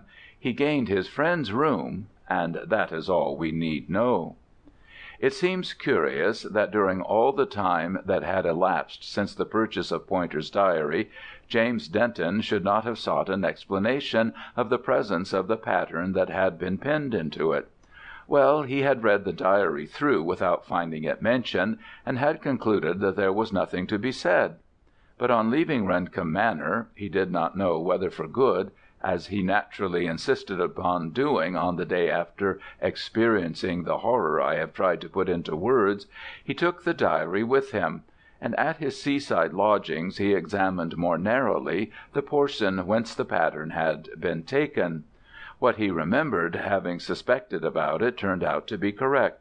2 or 3 leaves were pasted together, but written upon, as was patent when they were held up to the light. They yielded easily to steaming, for the paste had lost much of its strength, and they contained something relevant to the pattern. The entry was made in 1707. Old Mr. Casbury of Accrington told me this day much of young Sir Everard Charlett, whom he remembered commoner of University College, and thought was of the same family as Dr. Arthur Charlett, now master of the College. This Charlett was a personable young gent, but a loose atheistical companion, and a great lifter, as they then called the hard drinkers, and, for what I know, do so now. He was noted and subject to several censors at different times for his extravagancies, and if the full history of his debaucheries had been known, no doubt would have been expelled the College, supposing that no interest had been employed on his behalf, of which Mr. Casbury had some suspicion.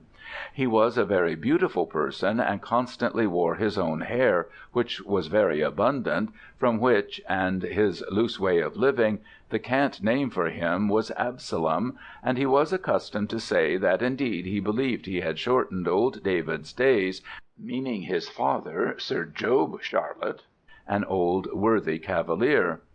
Note that Mr. Casbury said that he remembers not the year of Sir Everard Charlett's death, but it was 1692 or 3. He died suddenly in October. Several lines describing his unpleasant habits and reputed delinquencies are omitted. Having seen him in such topping spirits the night before, Mr. Casbury was amazed when he learned the death. He was found in the town ditch, the hair as was plucked clean off his head. Most bells in Oxford rung out for him, being a nobleman, and he was buried next night in St. Peter's in the East. But 2 years after, being to be moved to his country estate by his successor, it was said the coffin, breaking by mischance, proved quite full of hair, which sounds fabulous, but yet I believe precedents are upon record, as in Dr. Plott's History of Staffordshire. His chambers being afterwards stripped, Mr. Casbury came by part of the hangings of it, which 'twas said this Charlett had designed expressly for a memorial of his hair. giving the fellow that drew it a lock to work by, and the piece which I have fastened in here was parcel of the same, which Mr. Casbury gave to me. He said he believed there was a subtlety in the drawing, but had never discovered it himself, nor much liked to pore over it." The money spent upon the curtains might as well have been thrown into the fire, as they were. Mr. Cattell's comment upon what he heard of the story took the form of a quotation from Shakespeare. You may guess it without difficulty. It began with the words, "There are more things." End of Story 2. Story 3. An Episode of Cathedral History. There was once a learned gentleman who was deputed to examine and report upon the archive of the Cathedral of Southminster.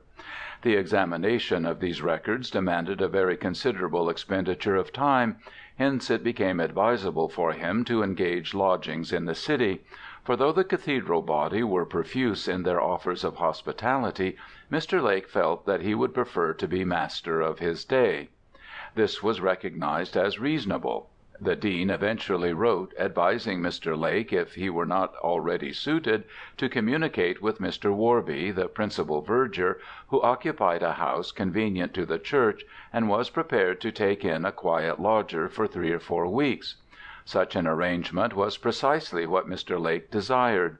Terms were easily agreed upon, and early in December, like another Mr. Datchery, as he remarked to himself, the investigator found himself in the occupation of a very comfortable room in an ancient and cathedraly house.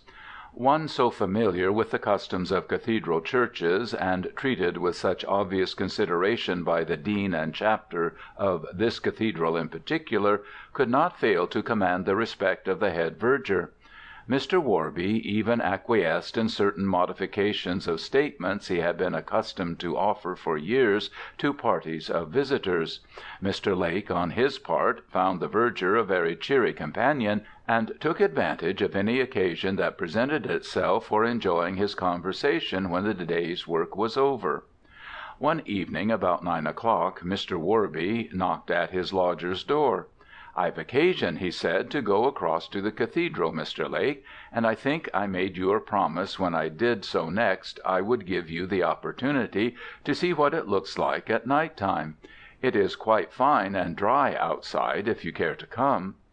"To be sure I will. Very much obliged to you, Mr. Worby, for thinking of it, but let me get my coat.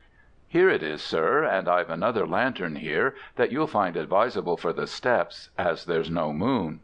"Anyone might think we were Jasper and Durdles over again, mightn't they?" said Lake, as they crossed the close, for he had ascertained that the verger had read Edwin Drood. "Well, so they might," said Mr. Worby with a short laugh, "though I don't know whether we ought to take it as a compliment. Odd ways, I often think, they had at that cathedral, don't it seem so to you, sir? Full choral matins at 7 o'clock in the morning all the year round. Wouldn't suit our boys' voices nowadays, and I think there's 1 or 2 of the men would be applying for a rise if the Chapter was to bring it in, particularly the altos." They were now at the southwest corner. As Mr. Worby was unlocking it, Lake said, "Did you ever find anybody locked in here by accident?" "Twice I did. One was a drunk sailor. However he got in I don't know. I suppose he went to sleep in the service, but by the time I got to him he was praying fit to bring the roof in. Lor, what a noise that man did make! Said it was the first time he'd been inside a church for 10 years, and blessed if ever he'd try it again. And another was an old sheep. Them boys, it was, up to their games. That was the last time they tried it on, though. There, sir, now you see what we look like. Our late Dean used now and again to bring parties in, but he preferred a moonlit night, and there was a piece of verse he'd quote to them, relating to a Scotch cathedral, I understand. But I don't know, I almost think the effect's better when it's all dark like. Seems to add to the size and height. Now, if you won't mind stopping somewhere in the nave while I go up into the choir where my business lays, you'll see what I mean." Accordingly, Lake waited, leaning against a pillar, and watched the light wavering along the length of the church, and up the steps into the choir, until it was intercepted by some screen or other furniture, which only allowed the reflection to be seen on the piers and roof. Not many minutes had passed before Worby reappeared at the door of the choir, and, by waving his lantern, signalled to Lake to rejoin him. "I suppose it is Worby, and not a substitute," thought Lake to himself as he walked up the nave. There was, in fact, nothing untoward. Worby showed him the papers which he had come to fetch out of the Dean's stall, and asked him what he thought of the spectacle. Lake agreed that it was well worth seeing. "I suppose," he said, as they walked towards the altar steps together, "that you're too much used to going about here at night to feel nervous, but you must get a start every now and then, don't you, when a book falls down or a door swings to?" "No, Mr. Lake, I can't say I think much about noises, not nowadays. I'm much more afraid of finding an escape of gas or a burst in the stovepipes than anything else. Still, there have been times, years ago. Did you notice that plain altar tomb there? 15th century, we say it is. I don't know if you agree to that. Well, if you didn't look at it, just come back and give it a glance, if you'd be so good. It was on the north side of the choir, and rather awkwardly placed, only about 3 feet from the enclosing stone screen. Quite plain, as the Verger had said, but for some ordinary stone panelling. A metal cross of some size on the north side, that next to the screen, was the solitary feature of any interest. Lake agreed that it was not earlier than the Perpendicular period, but, he said, unless it's the tomb of some remarkable person, you'll forgive me for saying that I don't think it's particularly noteworthy. "Well, I can't say it is a tomb of anybody noted in history," said Worby, who had a dry smile on his face, "for we don't own any record whatsoever of who it was put up to. For all that, if you've half an hour to spare, sir, when we get back to the house, Mr. Lake, I could tell you a tale about that tomb. I won't begin on it now. It strikes cold here, and we don't want to be dawdling about all night." "Of course, I should like to hear it immensely." "Very well, sir, you shall. Now, if I might put a question to you," he went on as they passed down the choir aisle, "in our little local guide, and not only there but in the little book on our cathedral in the series, you'll find it stated that this portion of the building was erected previous to the 12th century. Now, of course, I should be glad enough to take that view, but mind the steps, sir, but I put it to you, does the lay of the stone here in this portion of the wall," which he tapped with his key, "does it not to your eye carry the flavour of what you might call Saxon masonry? No? I thought not. No more it does to me. Now, if you'll believe me, I've said as much to those men. One's the librarian of our free library here, and the other came down from London on purpose. 50 times, if I have once, but I might just as well have talked to that bit of stonework. But there it is. I suppose everyone's got their opinion." The discussion of this peculiar trait of human nature occupied Mr. Worby almost up to the moment when he and Lake re-entered the former's house. The condition of the fire in Lake's sitting-room led to a suggestion from Mr. Worby that they should finish the evening in his own parlour. We find them accordingly settled there some short time afterwards. Mr. Worby made his story a long one, and I will not undertake to tell it wholly in his own words, or in his own order. Lake committed the substance of it to paper immediately after hearing it, together with some few passages of the narrative which had fixed themselves verbatim in his mind. I shall probably find it expedient to condense Lake's record to some extent. Mr. Worby was born, it appeared, about the year 1828. His father before him had been connected with the cathedral, and likewise his grandfather.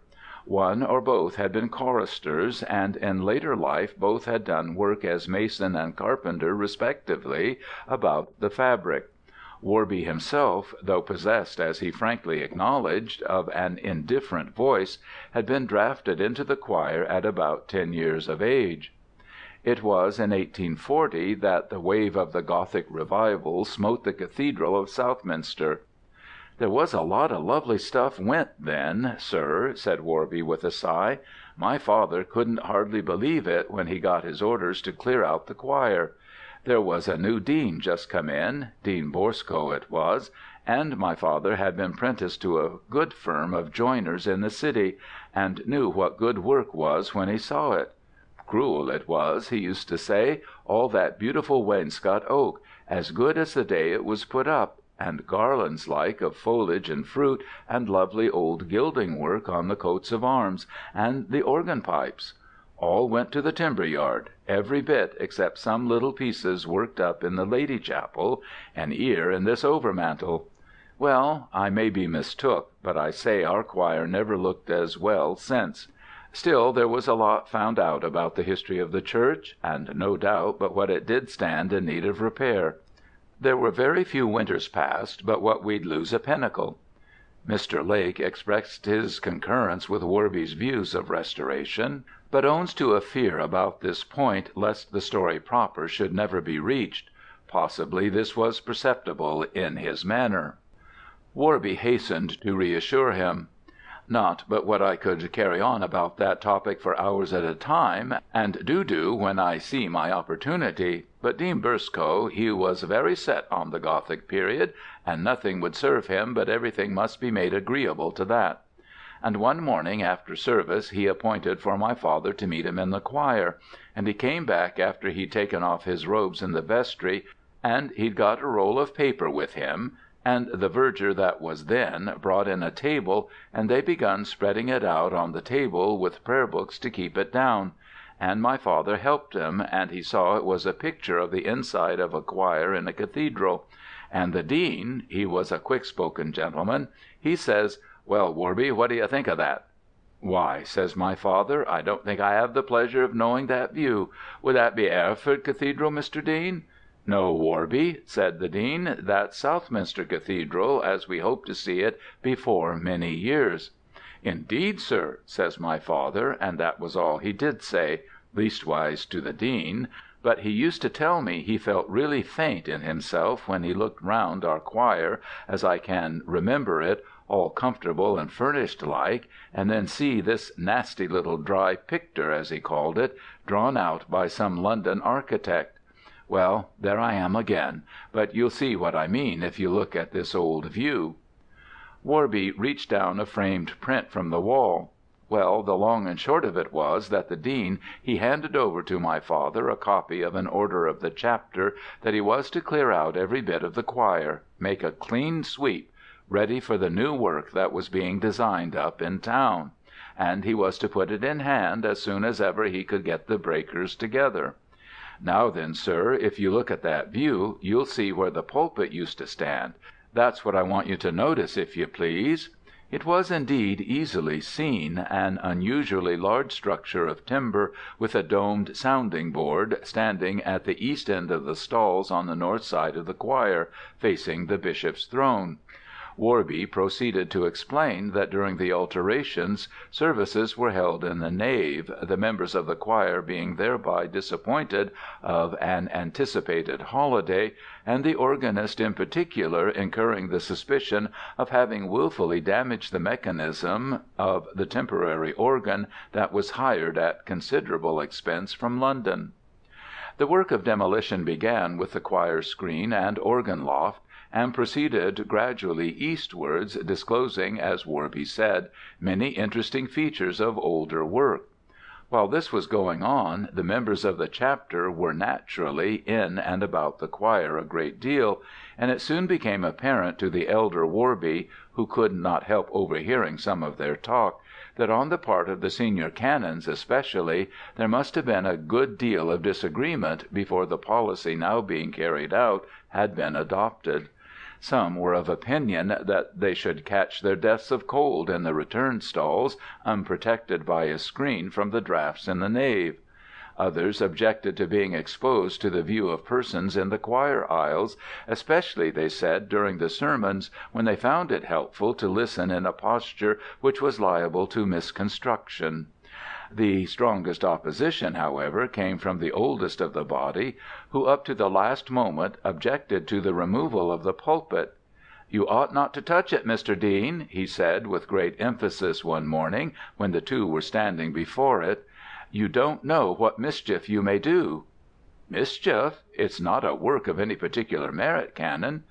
"Don't call me Canon," said the old man with great asperity. "That is, for 30 years I've been known as Dr. Ayloff, and I would be obliged, Mr. Dean, if you would kindly humour me in that matter. And as to the pulpit, which I've preached from for 30 years, though I don't insist on that, all I'll say is, I know you're doing wrong in moving it." "But what sense could there be, my dear doctor, in leaving it where it is, when we're fitting up the rest of the choir in a totally different style? What reason could be given, apart from the look of the thing?"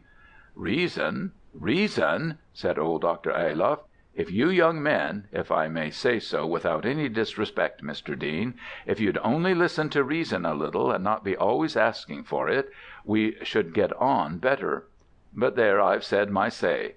The old gentleman hobbled off, and, as it proved, never entered the cathedral again. The season, it was a hot summer, turned sickly on a sudden. Dr. Ayloff was one of the first to go, with some affection of the muscles of the thorax, which took him painfully at night, and at many services the number of choirmen and boys was very thin. Meanwhile the pulpit had been done away with. In fact, the sounding board, part of which still exists as a table in a summer house in the Palace Garden, was taken down within an hour or two of Dr. Ayloff's protest. The removal of the base, not effected without considerable trouble, disclosed to view, greatly to the exultation of the restoring party, an altar tomb, the tomb, of course, to which Worby had attracted Lake's attention that same evening. Much fruitless research was expended in attempts to identify the occupant.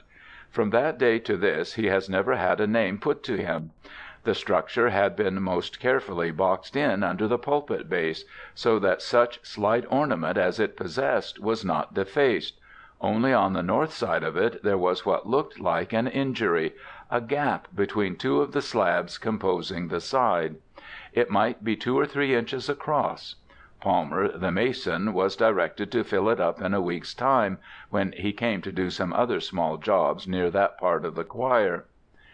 The season was undoubtedly a very trying one. Whether the church was built on a site that had once been a marsh, as was suggested, or for whatever reason, the residents in its immediate neighbourhood had, many of them, but little enjoyment of the exquisite sunny days and the calm nights of August and September.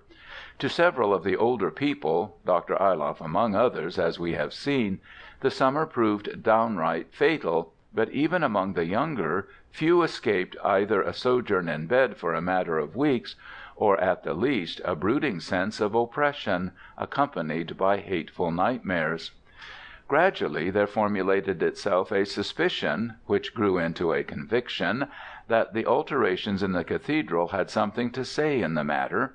The widow of a former old verger, a pensioner of the chapter of Southminster, was visited by dreams which she retailed to her friends of a shape that slipped out of the little door of the south transept as the dark fell in, and flitted, taking a fresh direction every night, about the close, disappearing for a while in house after house, and finally emerging again when the night sky was paling. She could see nothing of it, she said, but that it was a moving form, only she had an impression that when it returned to the church, as it seemed to do in the end of the dream, it turned its head, and then she could not tell why, but she thought it had red eyes. Worby remembered hearing the old lady tell this dream at a tea-party in the house of the chapter clerk. Its recurrence might perhaps, he said, be taken as a symptom of approaching illness. At any rate, before the end of September the old lady was in her grave. The interest excited by the restoration of this great church was not confined to its own county. One day that summer an F.S.A. of some celebrity visited the place. His business was to write an account of the discoveries that had been made for the Society of Antiquaries, and his wife, who accompanied him, was to make a series of illustrative drawings for his report. In the morning she employed herself in making a general sketch of the choir. In the afternoon she devoted herself to details. She first drew the newly exposed altar tomb, and when that was finished, she called her husband's attention to a beautiful piece of diaper ornament on the screen just behind it, which had, like the tomb itself, been completely concealed by the pulpit. Of course, he said, an illustration of that must be made, so she seated herself on the tomb and began a careful drawing which occupied her till dusk. Her husband had by this time finished his work of measuring and description, and they agreed that it was time to be getting back to their hotel. "You may as well brush my skirt, Frank," said the lady. "It must have got covered with dust, I'm sure." He obeyed dutifully, but after a moment he said, "Don't know whether you value this dress particularly, my dear, but I'm inclined to think it's seen its best days. There's a great bit of it gone." "Gone? Where?" said she. "I don't know where it's gone, but it's off at the bottom edge behind here." She pulled it hastily into sight, and was horrified to find a jagged tear extending some way into the substance of the stuff. Very much, she said, as if a dog had rent it away. The dress was in any case hopelessly spoilt, to her great vexation, and though they looked everywhere, the missing piece could not be found. There were many ways, they concluded, in which the injury might have come about, for the choir was full of old bits of woodwork with nails sticking out of them. Finally, they could only suppose that one of these had caused the mischief, and that the workmen, who had been about all day, had carried off the particular piece with the fragment of dress still attached to it.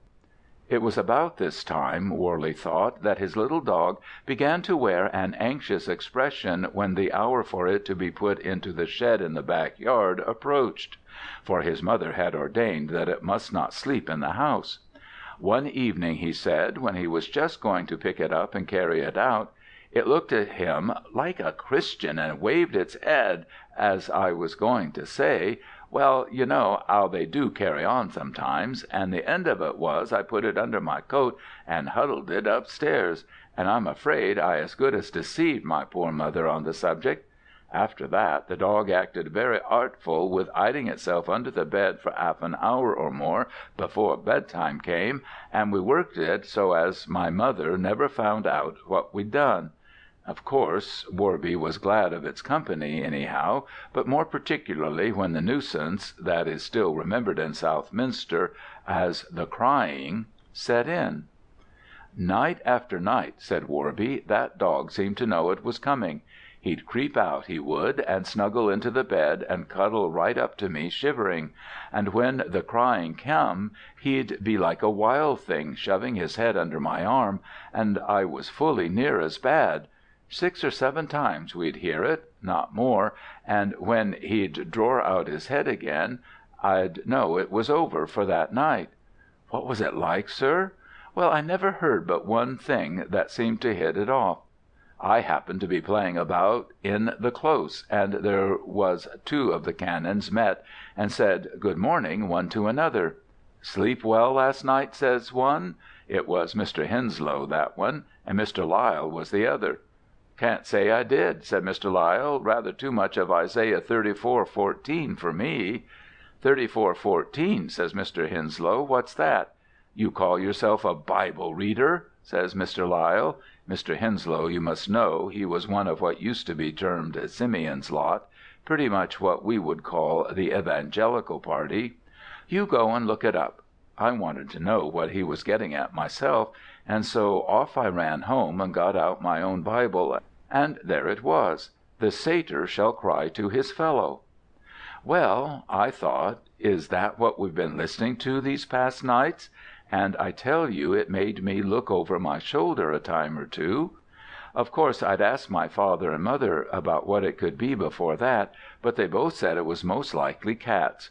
But they spoke very short, and I could see they was troubled. My word, that was a noise, hungry like, as if it was calling after some one that wouldn't come. If ever you felt you wanted company, it would be when you was waiting for it to begin again. I believe 2 or 3 nights there was men put on to watch in different parts of the Close, but they all used to get together in one corner, the nearest they could to the High Street, and nothing came of it. Well, the next thing was this. Me and another of the boys, he's in business in the city now as a grocer like his father before him, we'd gone up in the Close after morning service was over, and we heard old Palmer, the mason, bellowing to some of his men. So we went up nearer, because we knew he was a rusty old chap and there might be some fun going. It appears Palmer had told his men to stop up the chinks in that old tomb. Well, there was this old man keeping on saying he'd done it the best he could, and there was Palmer carrying on like all possessed about it. "Call that making a job of it?" he says. "If you had your rights, you'd get the sack for this. What do you suppose I pay you your wages for?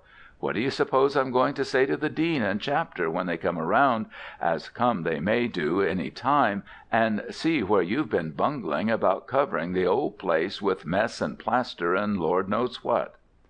"Well, master, I done the best I could," says the man. "I don't know no more than what you do 'ow it come to fall out this way.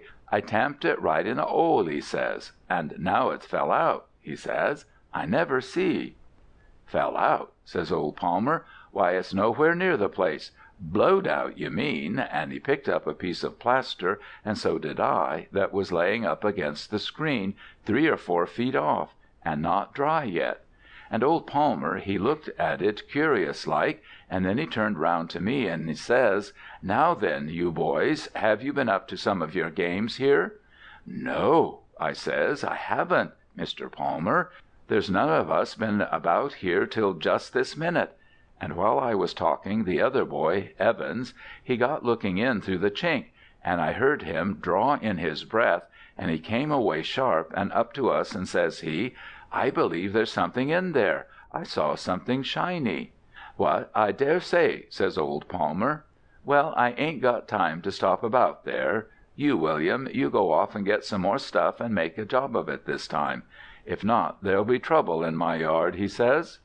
So the man went off, and Palmer too, and us boys stopped behind, and I says to Evans, "Did you really see something in there?" "Yes," he says, "I did indeed." So then I says, "Let's shove something in and stir it up." And we tried several of the bits of wood that was laying about, but they were all too big. Then Evans, he had a sheet of music he brought with him, an anthem or a service, I forget which it was now, and he rolled it up small and shoved it in the chink. 2 or 3 times he did it, and nothing happened. "Give it me, boy," I said, and I had a try. No, nothing happened. Then I don't know why I thought of it, I'm sure, but I stooped down just opposite the chink and put my 2 fingers in my mouth and whistled, you know the way. And at that I seemed to think I heard something stirring, and I says to Evans, "Come away," I says, "I don't like this." "Oh, rot," he says, "give me that roll," and he took it and shoved it in. And I don't think ever I see any one go so pale as he did. "I say, Warby," he says, "it's caught, or some one's got hold of it." "Pull it out or leave it," I says. "Come and let's get off." So he gave a good pull, and it came away. Leastways, most of it did, but the end was gone.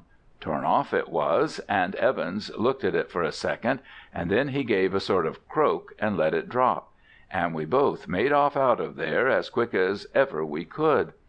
When we got outside, Evans says to me, "Did you see the end of that paper?"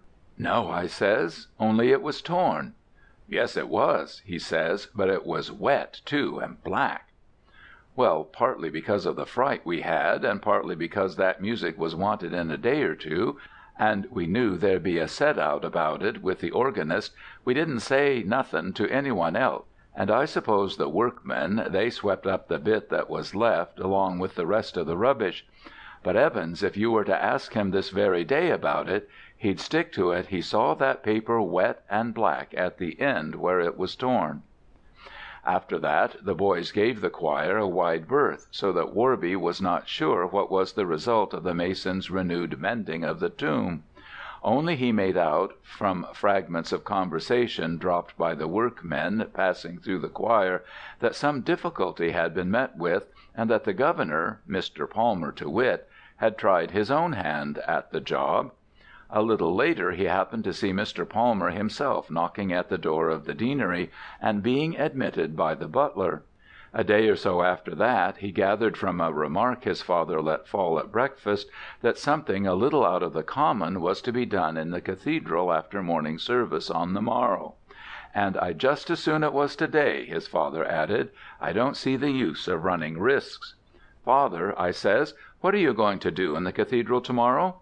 And he turned on me as savage as ever I see him. He was a wonderful good-tempered man, as a general thing, my poor father was. "My lad," he said, "I'll trouble you not to go picking up your elders' and betters' talk. It's not manners, and it's not straight.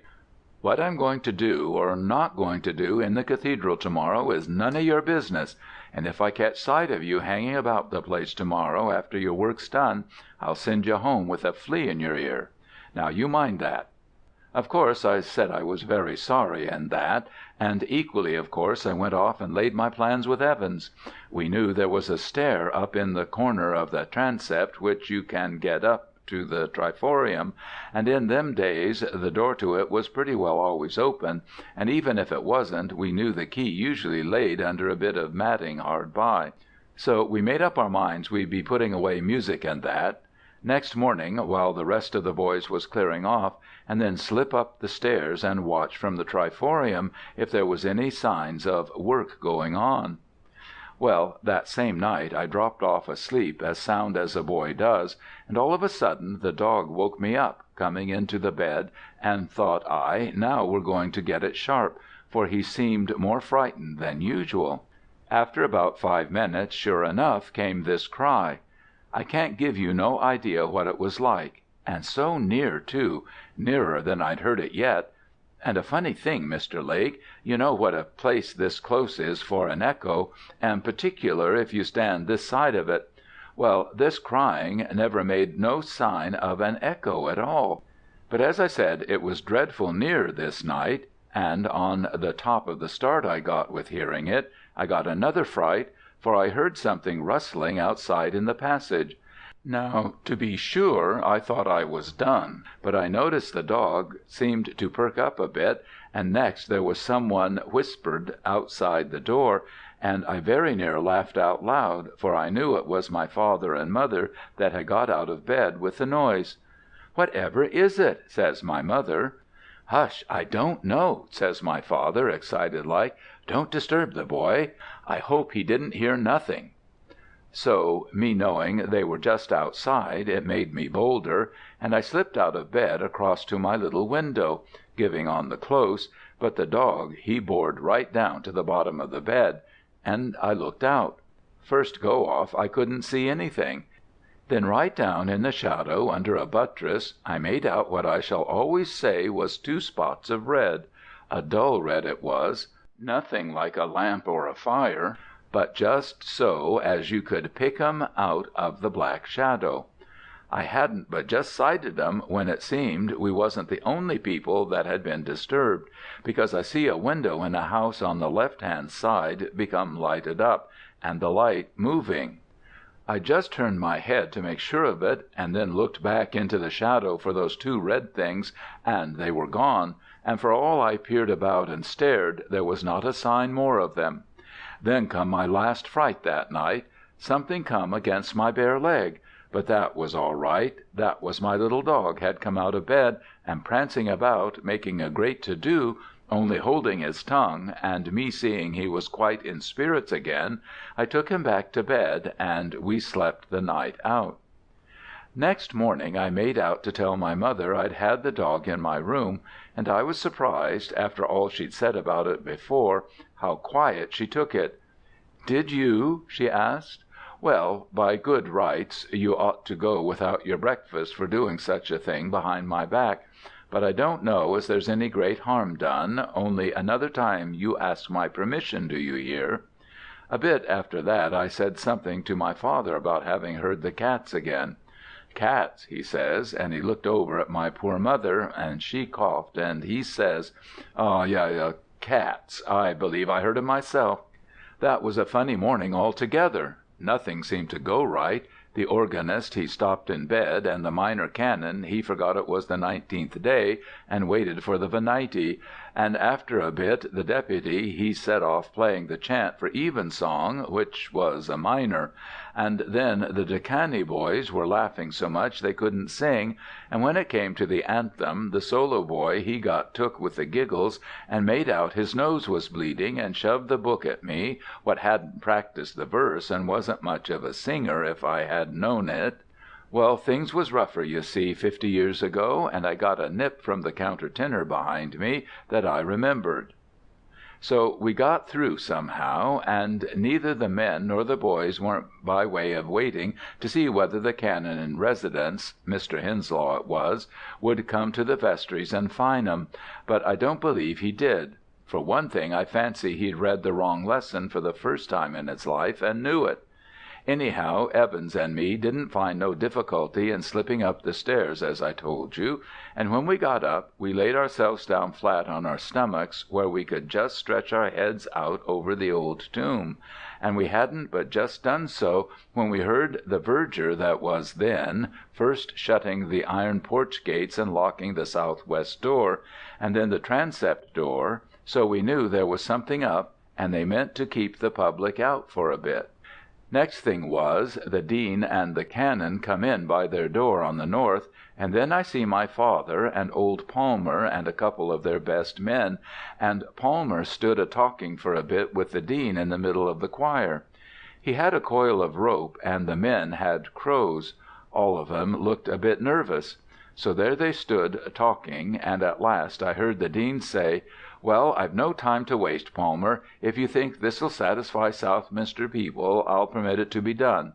But I must say this, that never in the whole course of my life have I heard such arrant nonsense from a practical man as I have from you. Don't you agree with me, Henslow?" As far as I could hear, Mr. Henslow said something like, "Oh, well, we're told, aren't we, Mr. Dean, not to judge others?" And the Dean he gave a kind of sniff, and walked straight up to the tomb, and took his stand behind it with his back to the screen, and the others they come edging up rather gingerly. Henslow he stopped on the south side and scratched on his chin, he did. Then the Dean spoke up. "Palmer," he says, "which can you do easiest, get the slab off the top, or shift one of the side slabs?" Old Palmer and his men they pottered about a bit, looking round the edge of the top slab, and sounding the sides on the south and east and west, and everywhere but the north. Henslow said something about it being better to have a try at the south side, because there was more light and more room to move about in. Then my father, who'd been watching of them, went round to the north side, and knelt down and felt of the slab by the chink, and he got up and dusted his knees and says to the Dean, "Beg pardon, Mr. Dean, but I think if Mr. Palmer'll try this here slab, he'll find it'll come out easy enough. Seems to me one of the men could prise it out with his crow by means of this chink." "Ah, thank you, Worby," says the Dean. "That's a good suggestion. Palmer, let one of your men do that, will you?" So the man came round and put his bar in and bore on it, and just that minute when they were all bending over, and we boys got our heads well out over the edge of the triforium, there come a most fearful crash down at the west end of the choir, as if a whole stack of big timber had fallen down a flight of stairs. Well, you can't expect me to tell you everything that happened all in a minute. Of course there was a terrible commotion. I heard the slab fall out, and the crowbar on the floor, and I heard the Dean say, "Good God!" When I looked down again, I saw the Dean tumbled over on the floor, the men was making off down the choir, Henslow was just going to help the Dean up, Palmer was going to stop the men, as he said afterwards, and my father was sitting on the altar step with his face in his hands. The Dean he was very cross. "I wish to goodness you'd look where you're coming to, Henslow," he says. "Why you should all take to your heels when a stick of wood tumbles down, I cannot imagine." And all Henslow could do, explaining he was right away on the other side of the tomb, would not satisfy him. Then Palmer came back and reported there was nothing to account for this noise, and nothing seemingly fallen down, and when the Dean finished feeling of himself, they gathered round, except my father, he sat where he was, and some one lighted up a bit of candle, and they looked into the tomb. "Nothing there," says the Dean. "What did I tell you? Stay, here's something. What's this? A bit of music paper, and a piece of torn stuff. Part of a dress, it looks like. Both quite modern. No interest whatever. Another time, perhaps, you'll take the advice of an educated man, or something like that," and off he went, limping a bit, and out through the north door, only as he went he called back angry to Palmer for leaving the door standing open. Palmer called out, "Very sorry, sir," but he shrugged his shoulders, and Henslow says, "I fancy Mr. Dean's mistaken. I closed the door behind me, but he's a little upset." Then Palmer says, "Why, where's Worby?" And they saw him sitting on the step, and went up to him. He was recovering himself, it seemed, and wiping his forehead, and Palmer helped him up on to his legs, as I was glad to see. They were too far off for me to hear what they said, but my father pointed to the north door in the aisle, and Palmer and Henslow, both of them, looked very surprised and scared. After a bit my father and Henslow went out of the church, and the others made what haste they could to put the slab back and plaster it in. And about as the clock struck 12, the cathedral was opened again, and us boys made the best of our way home. I was in a great taking to know what it was had given my poor father such a turn, and when I got in and found him sitting in his chair, taking a glass of spirits, and my mother standing looking anxious at him, I couldn't keep from bursting out and making confession where I'd been. But he didn't seem to take on, not in the way of losing his temper. "You was there, was you? Well, did you see it?" "I see everything, father," I said, "except when the noise came." "Did you see what it was knocked the Dean over?" he says. "That what came out of that monument?" "You didn't? Well, that's a mercy." "Why, what was it, father?" I said. "Come, you must have seen it," he says. "Didn't you see? A thing like a man, all over hair, and two great eyes to it." Well, that was all I could get out of him that time, and later on he seemed as if he was ashamed of being so frightened, and he used to put me off when I asked him about it. But years after, when I was got to be a grown man, we had more talk now and again on the matter, and he always said the same thing. Black it was, he'd say, and a mass of hair and two legs, and the light caught on its eyes. Well, that's the tale of that tomb, Mr. Lake. It's one we won't tell to our visitors, and I should be obliged to you not to make any use of it till I'm out of the way. I doubt Mr. Evans will feel the same as I do if you ask him. This proved to be the case, but over 20 years have passed by, and the grass is growing over both Worby and Evans, so Mr. Lake felt no difficulty about communicating his notes, taken in 1890, to me. He accompanied them with a sketch of the tomb, and a copy of the short inscription on the metal cross, which was affixed at the expense of Dr. Lisle to the centre of the north gate. It was from the Vulgate of Isaiah 34, and consisted merely of the 3 words, Ibi cubavet lemia. End of Story 3. Story 4. The Story of a Disappearance and an Appearance. The letters which I now publish were sent to me recently by a person who knows me to be interested in ghost stories. There is no doubt about their authenticity. The paper on which they are written, the ink, and the whole external aspect put their date beyond the reach of question. The only point which they do not make clear is the identity of the writer. He signs with initials only, and as none of the envelopes of the letters are preserved, the surname of his correspondent, obviously a married brother, is as obscure as his own. No further preliminary explanation is needed, I think. Luckily, the first letter supplies all that could be expected. Letter 1. Great Chrysal, December 22, 1837. My dear Robert, it is with great regret for the enjoyment I am losing, and for a reason which you will deplore equally with myself, that I write to inform you that I am unable to join your circle for this Christmas. But you will agree with me that it is unavoidable when I say that I have within these few hours received a letter from Mrs. Hunt at B., to the effect that our Uncle Henry has suddenly and mysteriously disappeared, and begging me to go down there immediately and join the search that is being made for him. Little as I, or you either, I think, have ever seen of Uncle, I naturally feel that this is not a request that can be regarded lightly, and accordingly I propose to go to B. by this afternoon's mail, reaching it late in the evening. I shall not go to the rectory, but put up at the King's Head, and to which you may address letters.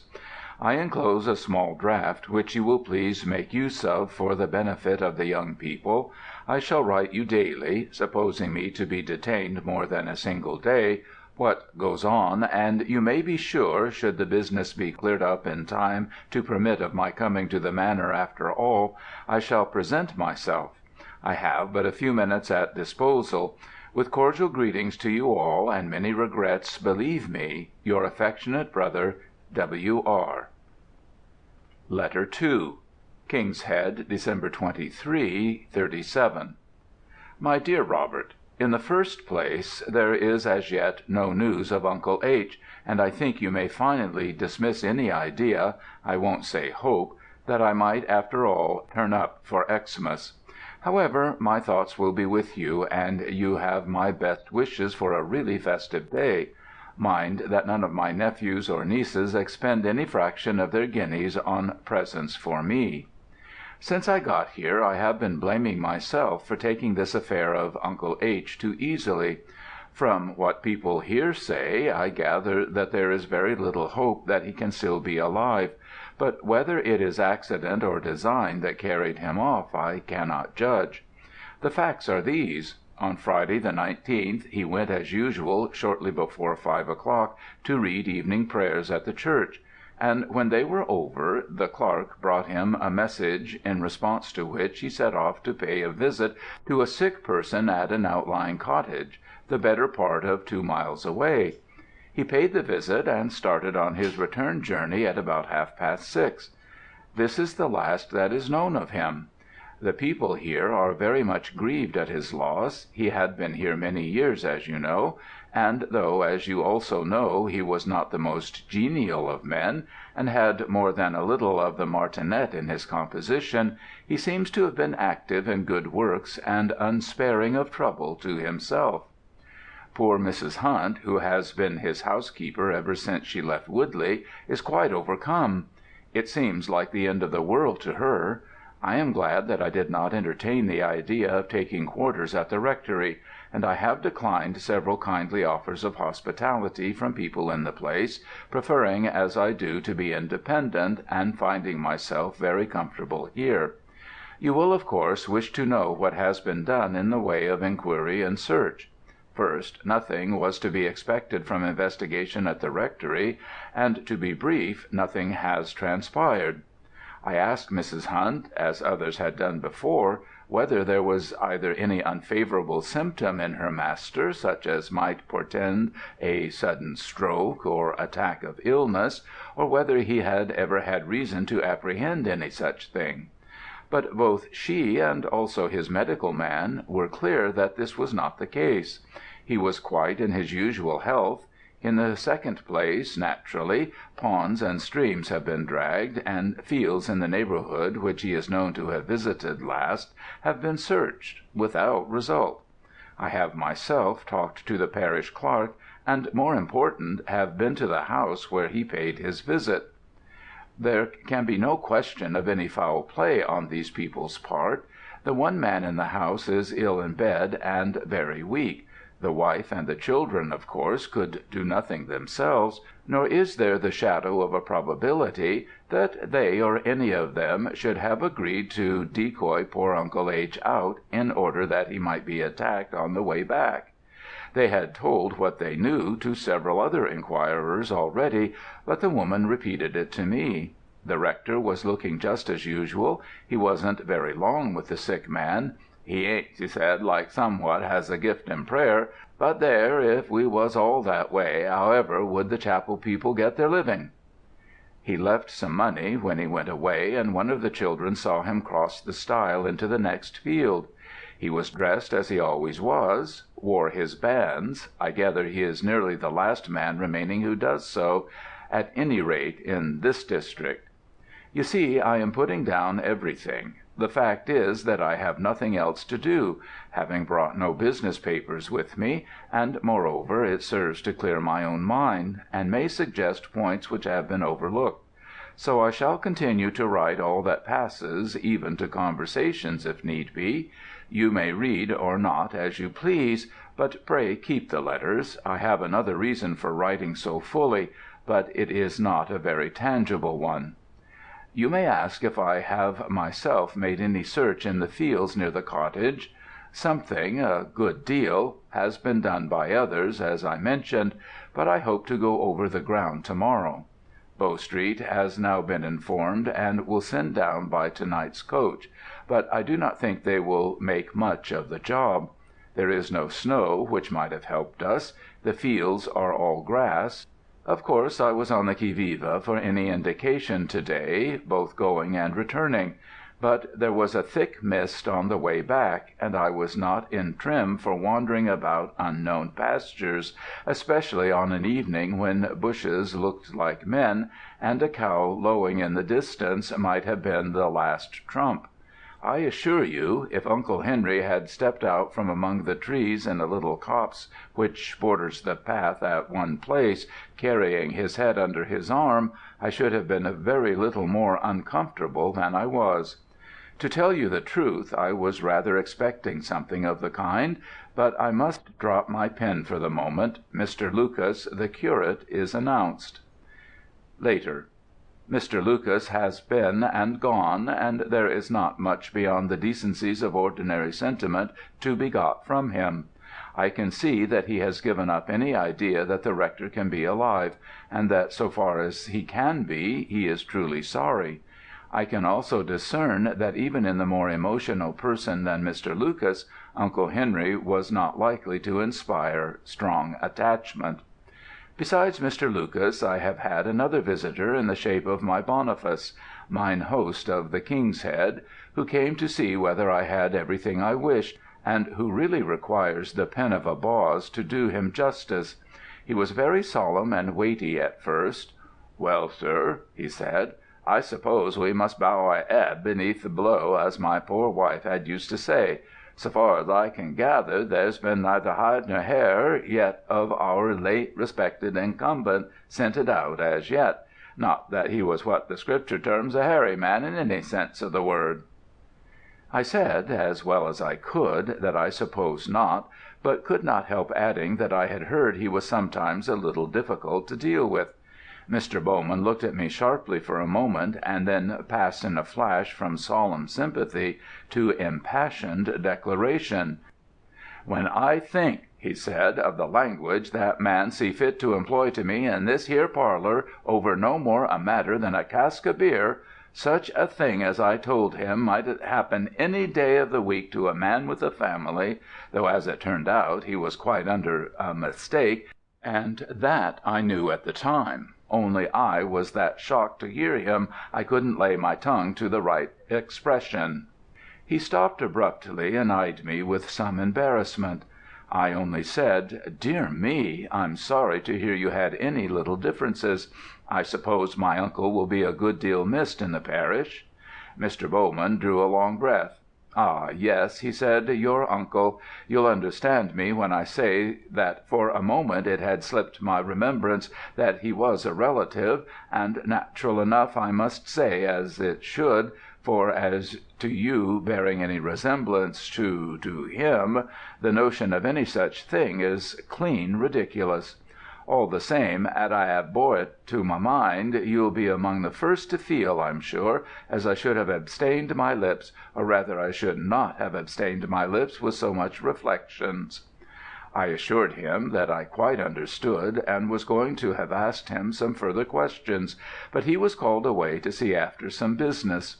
By the way, you need not take it into your head that he has anything to fear from the inquiry into poor Uncle Henry's disappearance, though no doubt in the watches of the night it will occur to him that I think he has, and I may expect explanations to-morrow. I must close this letter. It has to go by the late coach. Letter 3, December 25, '37. My dear Robert, this is a curious letter to be writing on Christmas Day, and yet after all there is nothing much in it. Or there may be. You shall be the judge. At least nothing decisive. The Bow Street men practically say that they have no clue. The length of time and the weather conditions have made all tracks so faint as to be quite useless. Nothing that belonged to the dead man (I'm afraid no other word will do) has been picked up. As I expected, Mr. Bowman was uneasy in his mind this morning. Quite early I heard him holding forth in a very distinct voice, purposely so, I thought, to the Bow Street officers in the bar, as to the loss that the town has sustained in their rector, and as to the necessity of leaving no stone unturned (he was very great on this phrase) in order to come at the truth. I suspect him of being an orator of repute at convivial meetings. When I was at breakfast he came to wait on me, and took an opportunity, when handing a muffin, to say in a low tone, "I hope, sir, you recognize as my feelings towards your relative is not actuated by any taint of what you might call malignity. You can leave the room, Eliza. I will see the gentleman as all he requires with my own hands. I ask your pardon, sir, but you must be well aware a man is not always master of himself, and when that man has been hurt in his mind by the application of expressions which I will go so far as to say had not ought to have been made use of," his voice was rising all this time, and his face growing redder, "no, sir, and here, if you will permit it, I should like to explain to you in a very few words the exact state of the bone of contention. This cask, I might more truly call it a firkin of beer—" I felt it was time to interpose, and said that I did not see that it would help us very much to go into that matter in detail. Mr. Bowman acquiesced, and resumed more calmly, "Well, sir, I bow to your ruling, and, as you say, be that here or be it there, it don't contribute a great deal, perhaps, to the present question. All I wish you to understand is that I am prepared, as you are yourself, to lend every hand to the business we have before us, and, as I took the opportunity to say as much to the orficers not 3/4 of an hour ago, to leave no stone unturned as may throw even a spark of light on this painful matter." In fact, Mr. Bowman did accompany us on our exploration, but though I am sure his genuine wish was to be helpful, I am afraid he did not contribute to the serious side of it. He appeared to be under the impression that we were likely to meet either Uncle Henry or the person responsible for his disappearance walking about the fields, and did a great deal of shading his eyes with his hand and calling our attention, by pointing with his stick, to distant cattle and labourers. He held several long conversations with old women whom we met, and was very strict and severe in his manner, but on each occasion returned to our party, saying, "Well, I find she don't seem to have no connection with this sad affair. I think you may take it from me, sir, as there's little or no light to be looked for from that quarter, not without she's keeping something back intentional." We gained no appreciable result, as I told you at starting. The Bow Street men have left the town, whether for London or not I am not sure.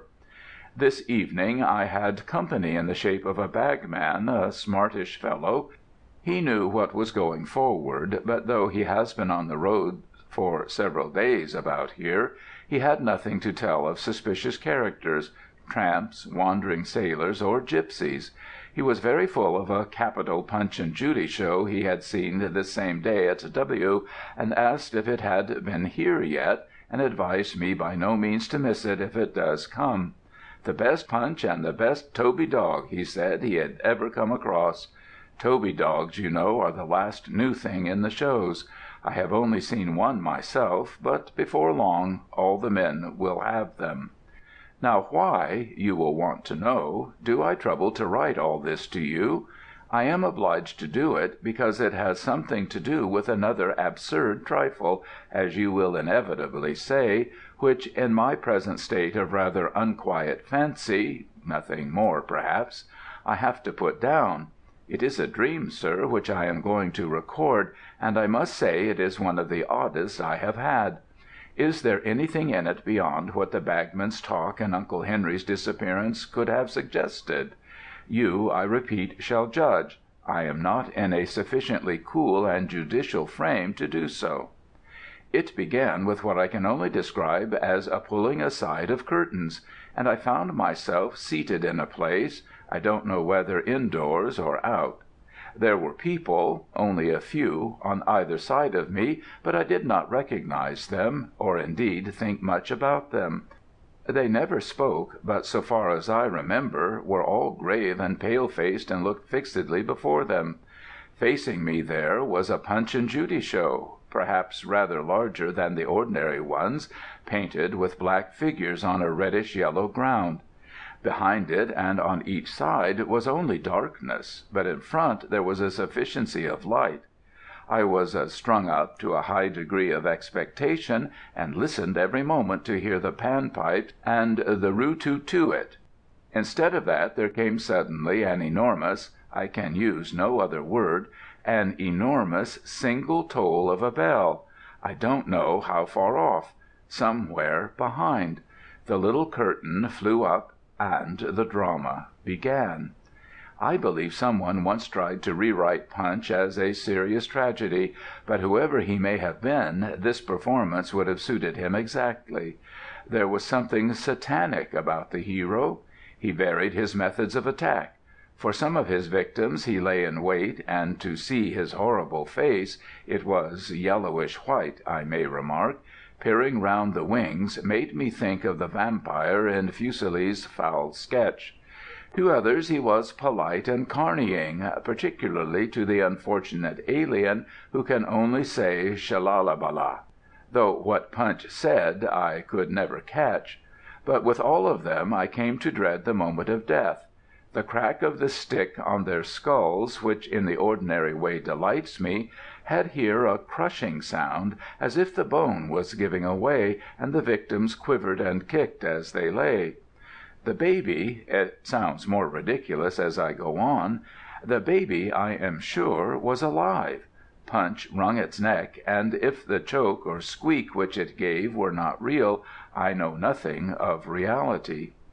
The stage got perceptibly darker as each crime was consummated, and at last there was one murder which was done quite in the dark, so that I could see nothing of the victim, and took some time to effect. It was accompanied by hard breathing and horrid muffled sounds, and after it Punch came and sat on the footboard, and fanned himself, and looked at his shoes, which were bloody, and hung his head on one side, and sniggered in so deadly a fashion that I saw some of those beside me cover their faces, and I would gladly have done the same. But in the meantime the scene behind Punch was clearing, and showed not the usual house front, but something more ambitious, a grove of trees and the gentle slope of a hill with a very natural, in fact I should say a real, moon shining on it. Over this there rose slowly an object which I soon perceived to be a human figure, with something peculiar about the head, what I was unable at first to see. It did not stand on its feet, but began creeping or dragging itself across the middle distance towards Punch, who still sat back to it, and by this time I may remark, though it did not occur to me at the moment, that all pretence of this being a puppet show had vanished. Punch was still Punch, it is true, but like the others was in some sense a live creature, and both moved themselves at their own will. When I next glanced at him he was sitting in malignant reflection, but in another instant something seemed to attract his attention, and he at first sat up sharply, and then turned round, and evidently caught sight of the person that was approaching him, and was in fact now very near. Then indeed did he show unmistakable signs of terror. Catching up his stick, he rushed towards the wood, only just eluding the arm of his pursuer, which was suddenly flung out to intercept him. It was with a revulsion which I cannot easily express that I now saw more or less clearly what this pursuer was like.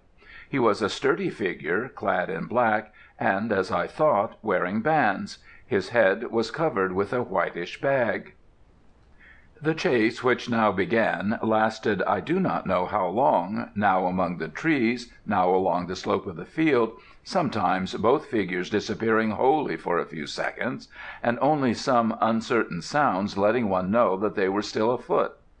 At length there came a moment when Punch, evidently exhausted, staggered in from the left and threw himself down among the trees. His pursuer was not long after him, and came looking uncertainly from side to side.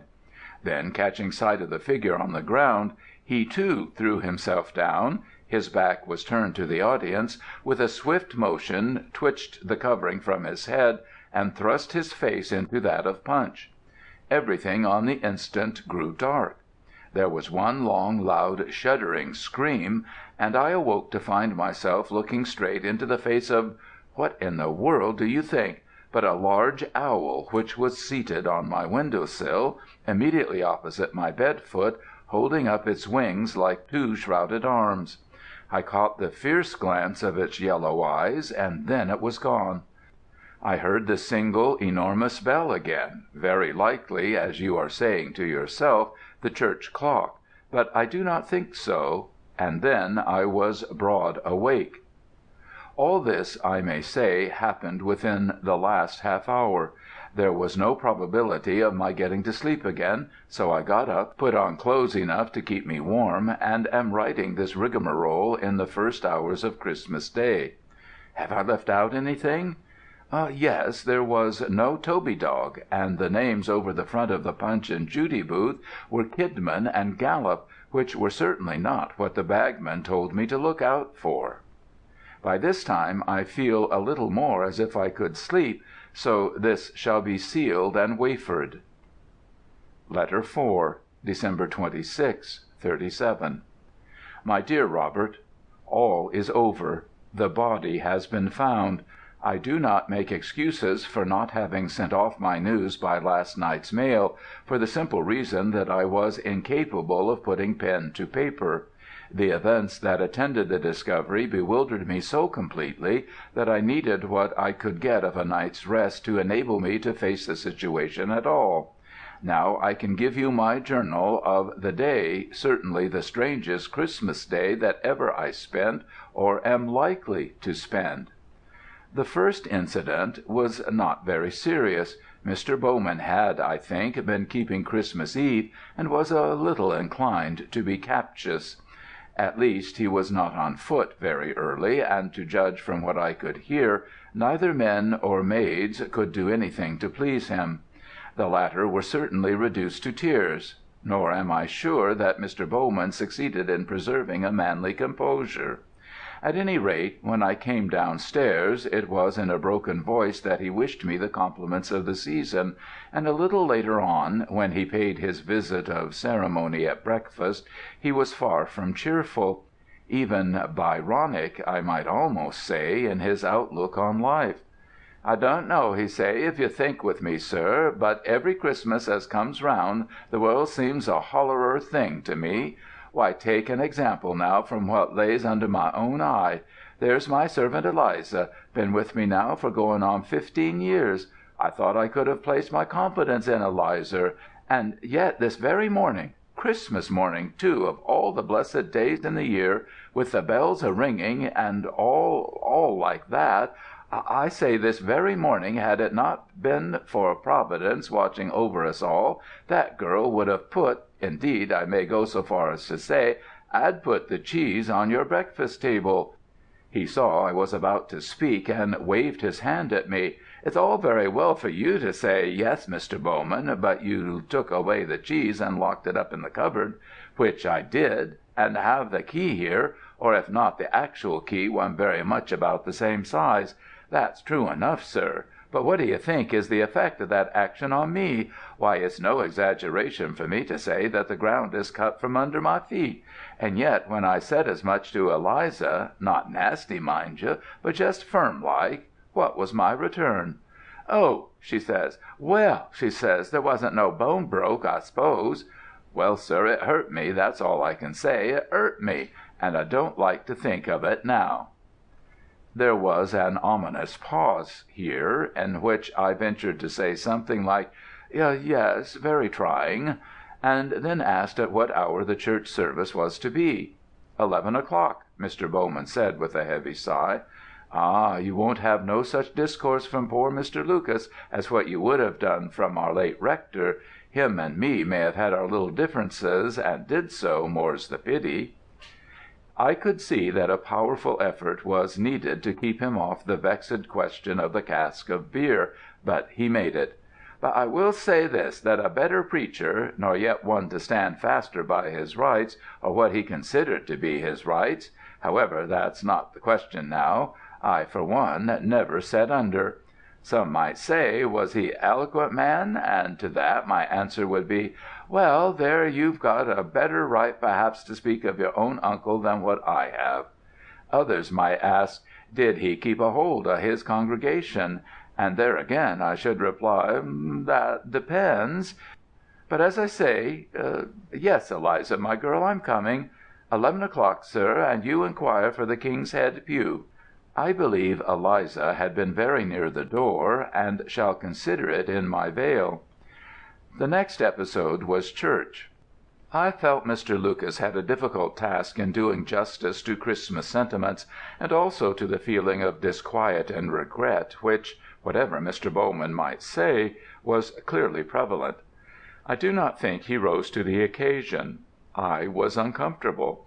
The organ wolved, you know what I mean, the wind died, twice in the Christmas hymn, and the tenor bell, I suppose owing to some negligence on the part of the ringers, kept sounding faintly about once in a minute during the sermon.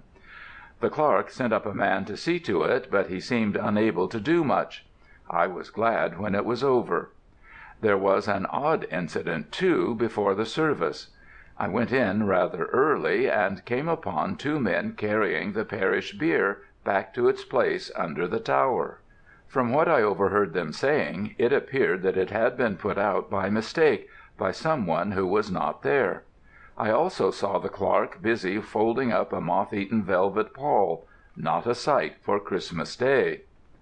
I dined soon after this, and then, feeling disinclined to go out, took my seat by the fire in the parlour, with the last number of Pickwick, which I had been saving up for some days. I thought I could be sure of keeping awake over this, but I turned out as bad as our friend Smith. I suppose it was 2:30 when I was aroused by a piercing whistle and laughing and talking voice outside in the market-place. It was a Punch and Judy. I had no doubt the one that my bagman had seen at W. I was half delighted, half not. The latter because my unpleasant dream came back to me so vividly. But anyhow, I determined to see it through, and I sent Eliza out with a crown piece to the performers, and a request that they would face my window if they could manage it. The show was a very smart new one. The names of the proprietors, I need hardly tell you, were Italian, Foresta and Calpigi. The Toby dog was there, as I had been led to expect. All B turned out, but did not obstruct my view, for I was at the large first-floor window, and not 10 yards away. The play began at the stroke of 2:45 by the church clock. Certainly it was very good, and I was soon relieved to find that the disgust my dream had given me for Punch's onslaught on his ill-starred visitors was only transient. I laughed at the demise of the turncock, the foreigner, the beadle, and even the baby.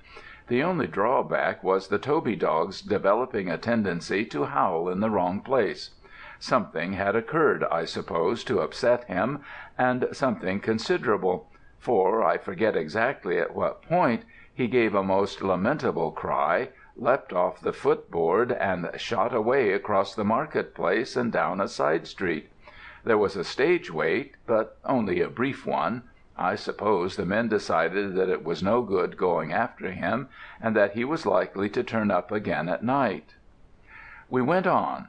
Punch dealt faithfully with Judy, and in fact with all comers, and then came the moment when the gallows was erected, and the great scene with Mr. Ketch was to be enacted.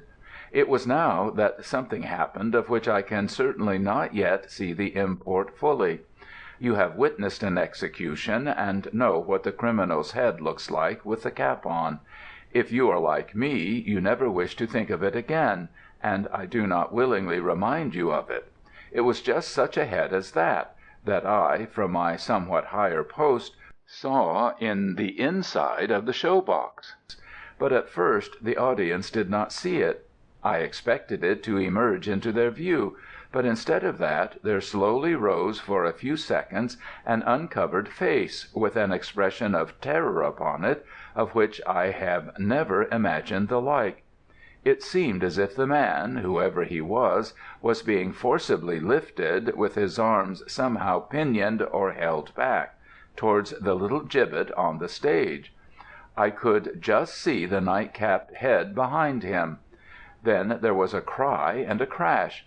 The whole show-box fell over backwards, kicking legs were seen among the ruins, and then two figures, as some said, I can only answer for one, were visible running at top speed across the square and disappearing in a lane which leads to the fields. Of course everybody gave chase. I followed, but the pace was killing, and very few were in literally at the death. It happened in a chalk pit. The man went over the edge quite blindly and broke his neck. They searched everywhere for the other, until it occurred to me to ask whether he had ever left the market-place. At first every one was sure that he had, but when we came to look, he was there, under the show-box, dead too. But in the chalk pit it was that poor Uncle Henry's body was found, with a sack over the head, and the throat horribly mangled. It was a peaked corner of the sack sticking out of the soil that attracted attention. I cannot bring myself to write in greater detail. I forgot to say the men's real names were Kidman and Gallop. I feel sure I have heard them, but no one here seems to know anything about them. I am coming to you as soon as I can after the funeral. I must tell you when we meet what I think of it all. End of Story 4. Story 5. Two Doctors. It is a very common thing in my experience to find papers shut up in old books, but one of the rarest things to come across any such that are at all interesting. Still it does happen, and one should never destroy them unlooked at. Now it was a practice of mine before the war occasionally to buy old ledgers of which the paper was good, and which possessed a good many blank leaves, and to extract these and use them for my own notes and writings. One such I purchased for a small sum in 1911. It was tightly clasped, and its boards were warped by having for years been obliged to embrace a number of extraneous sheets. Three-quarters of this inserted matter had lost all vestige of importance for any living human being. One bundle had not. That it belonged to a lawyer is certain, for it is endorsed, "The strangest case I have yet met," and bears initials and an address in Gray's Inn. It is only materials for a case, and consists of statements by possible witnesses. The man who would have been the defendant or prisoner seems never to have appeared. The dossier is not complete, but such as it is, it furnishes a riddle in which the supernatural appears to play a part. You must see what you can make of it. The following is the setting and the tale as I elicit it. Dr. Abel was walking in his garden one afternoon, waiting for his horse to be brought round that he might set out on his visits for the day. As the place was Islington, the month June, and the year 1718, we conceived the surroundings as being countrified and pleasant. To him entered his confidential servant, Luke Jennett, who had been with him 20 years. I said I wished to speak to him, and what I had to say might take some quarter of an hour. He accordingly bade me go into his study, which was a room opening on the terrace path, where he was walking, and came in himself and sat down. I told him that, much against my will, I must look out for another place. He inquired what was my reason, in consideration I had been so long with him.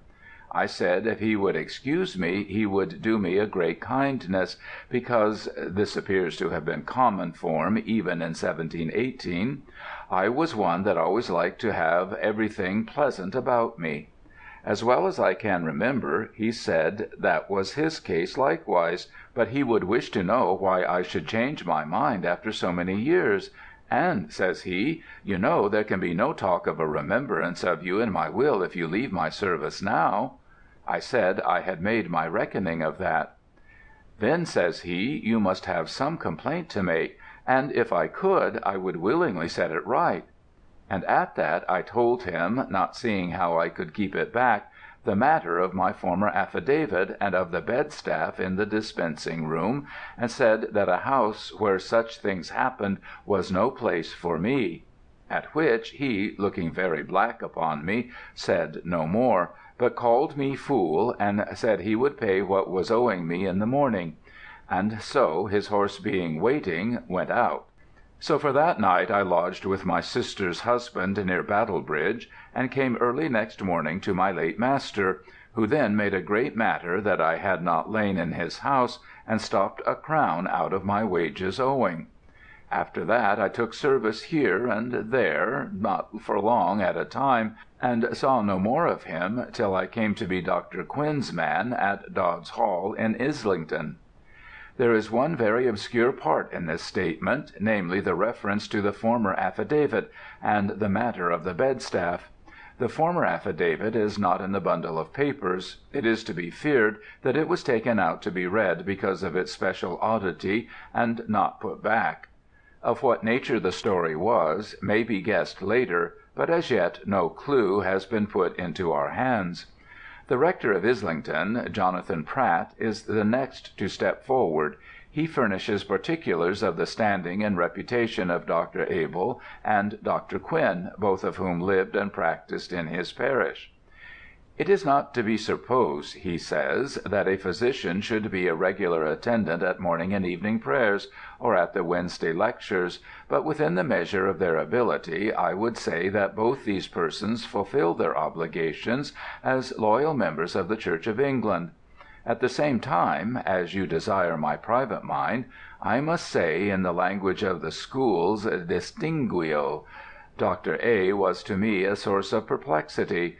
Dr. Q, to my eye, a plain, honest believer, not inquiring over closely into points of belief, but squaring his practice to what lights he had. The other interested himself in questions to which Providence, as I hold, designs no answer to be given us in this state.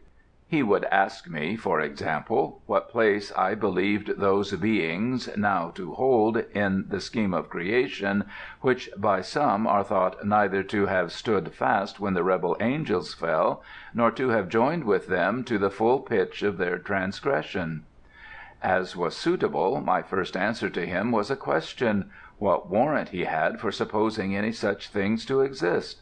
For that there was none in Scripture, I took it he was aware.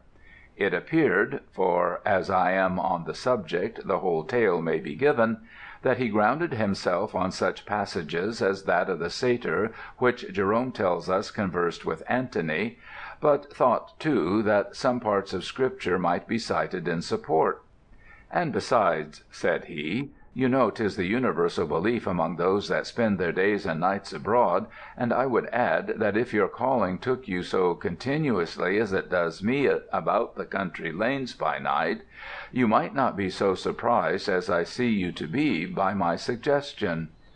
"You are then of John Milton's mind," I said, "and hold that millions of spiritual creatures walk the earth, unseen, both when we wake and when we sleep?" "I do not know," he said, "why Milton should take upon himself to say unseen, though to be sure he was blind when he wrote that.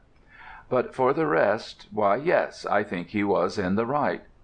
"Well," I said, "though not so often as you, I am not seldom called abroad pretty late, but I have no mind of meeting a satyr in our Islington lanes in all the years I have been here, and if you have had the better luck, I am sure the Royal Society would be glad to know of it." I am reminded of these trifling expressions because Dr. A. took them so ill, stamping out of the room in a huff with some such word as that these high and dry parsons had no eyes but for a prayer book or a pint of wine. But this was not the only time that our conversation took a remarkable turn.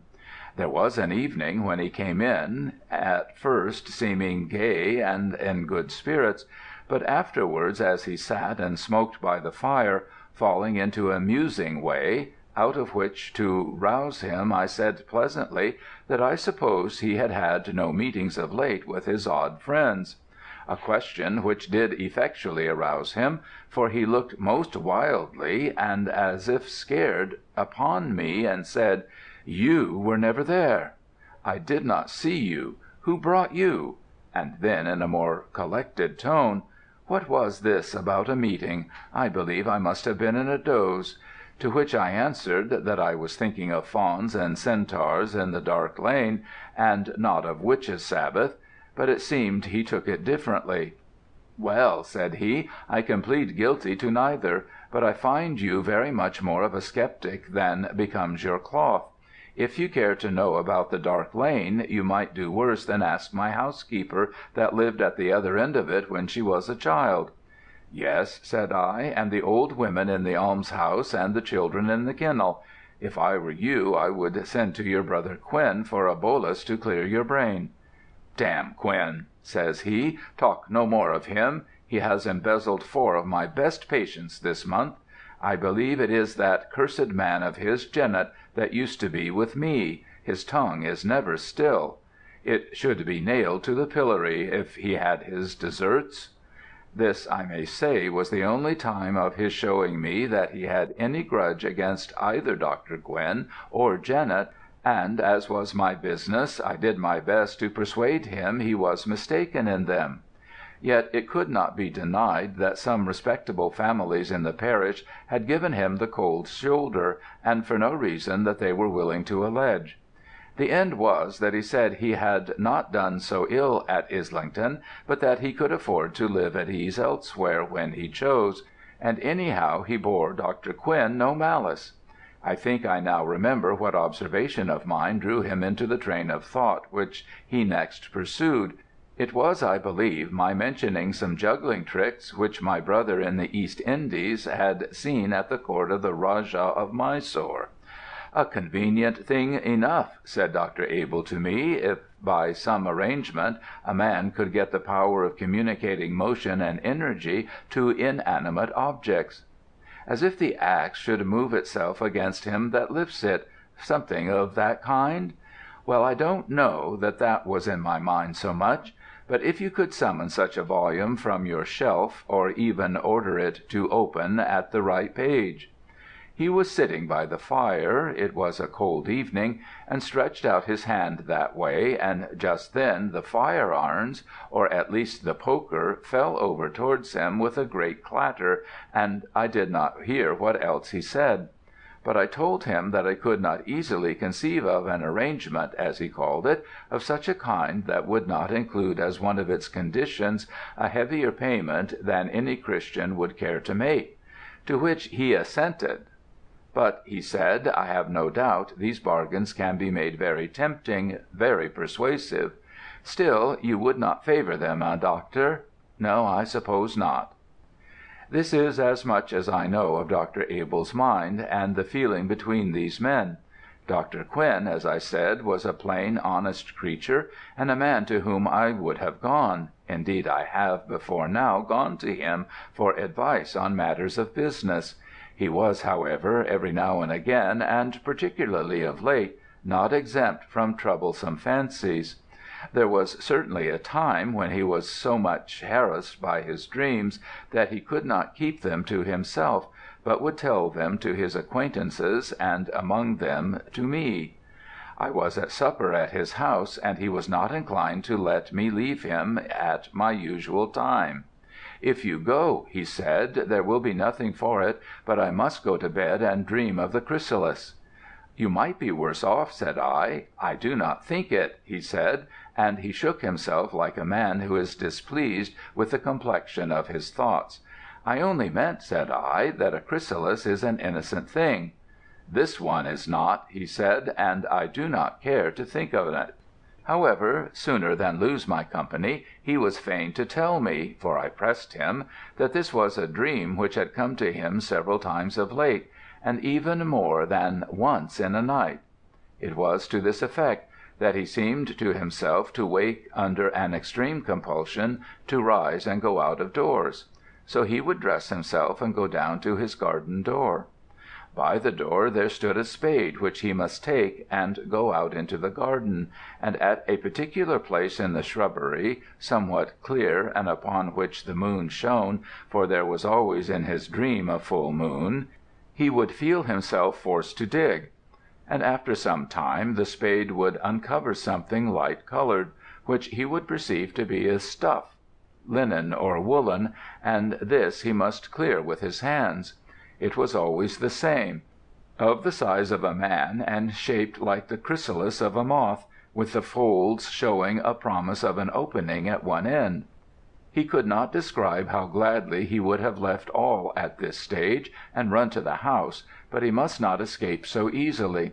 So with many groans, and knowing only too well what to expect, he parted these folds of stuff, or as it sometimes seemed to be, membrane, and disclosed a head covered with a smooth pink skin, which, breaking as the creature stirred, showed him his own face in a state of death. The telling of this so much disturbed him that I was forced out of mere compassion to sit with him the greater part of the night and talk with him upon indifferent subjects. He said that upon every occurrence of this dream he woke and found himself, as it were, fighting for his breath. Another extract from Luke Jennett's long continuous statement comes in at this point. "I never told tales of my master, Dr. Abel, to anybody in the neighbourhood. When I was in another service, I remember to have spoken to my fellow servants about the matter of the bedstaff, but I am sure I never said either I or he were the persons concerned, and it met with so little credit that I was affronted and thought best to keep it to myself. And when I came back to Islington and found Dr. Abel still there, who I was told had left the parish, I was clear that it behoved me to use great discretion, for indeed I was afraid of the man, and it is certain that I was no party to spreading any ill report of him. My master, Dr. Quinn, was a very just, honest man, and no maker of mischief. I am sure he never stirred a finger, nor said a word by way of inducement to a soul to make them leave going to Dr. Abel and come to him. Nay, he would hardly be persuaded to attend them that came, until he was convinced that if he did not they would send into the town for a physician, rather than do as they had hitherto done. I believe it may be proved that Dr. Abel came into my master's house more than once. We had a new chambermaid out of Hertfordshire, and she asked me who was the gentleman that was looking after the master, that is, Dr. Quinn, when he was out, and seemed so disappointed that he was out. She said whoever it was, he knew the way of the house well, running at once into the study, and then into the dispensing room, and at last into the bedchamber. I made her tell me what he was like, and what she said was suitable enough to Dr. Abel.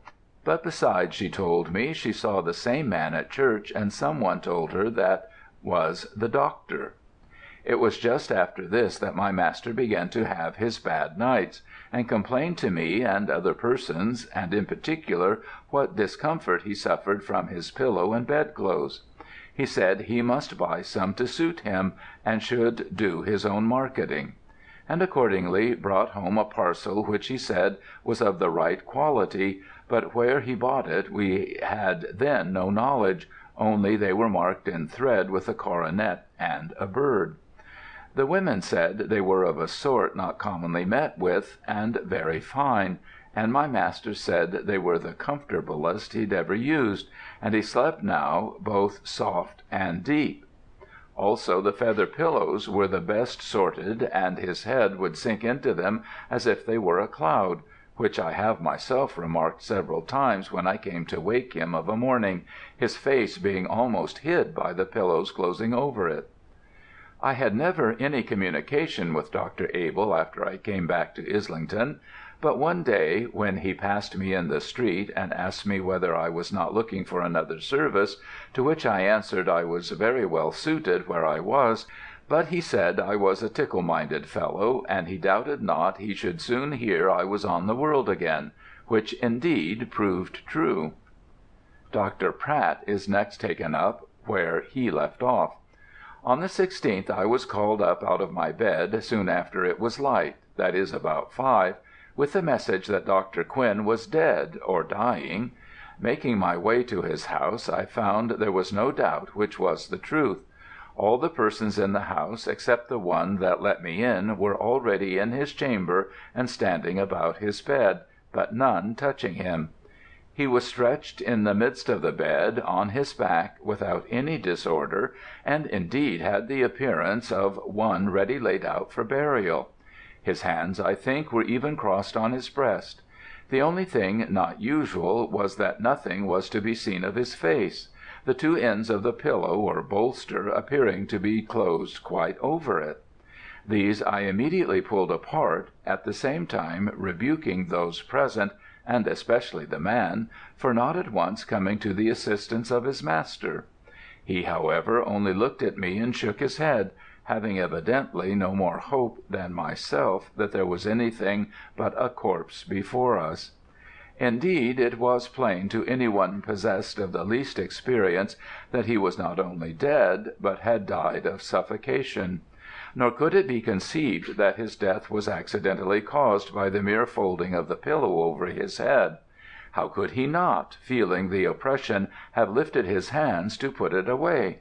Whereas not a fold of the sheet which was closely gathered about him, as I now observed, was disordered. The next thing was to procure a physician. I had bethought me of this on leaving my house, and sent on the messenger who had come to me to Dr. Abell. But I now heard that he was away from home, and the nearest surgeon was got, who however could tell no more, at least without opening the body, than we already knew.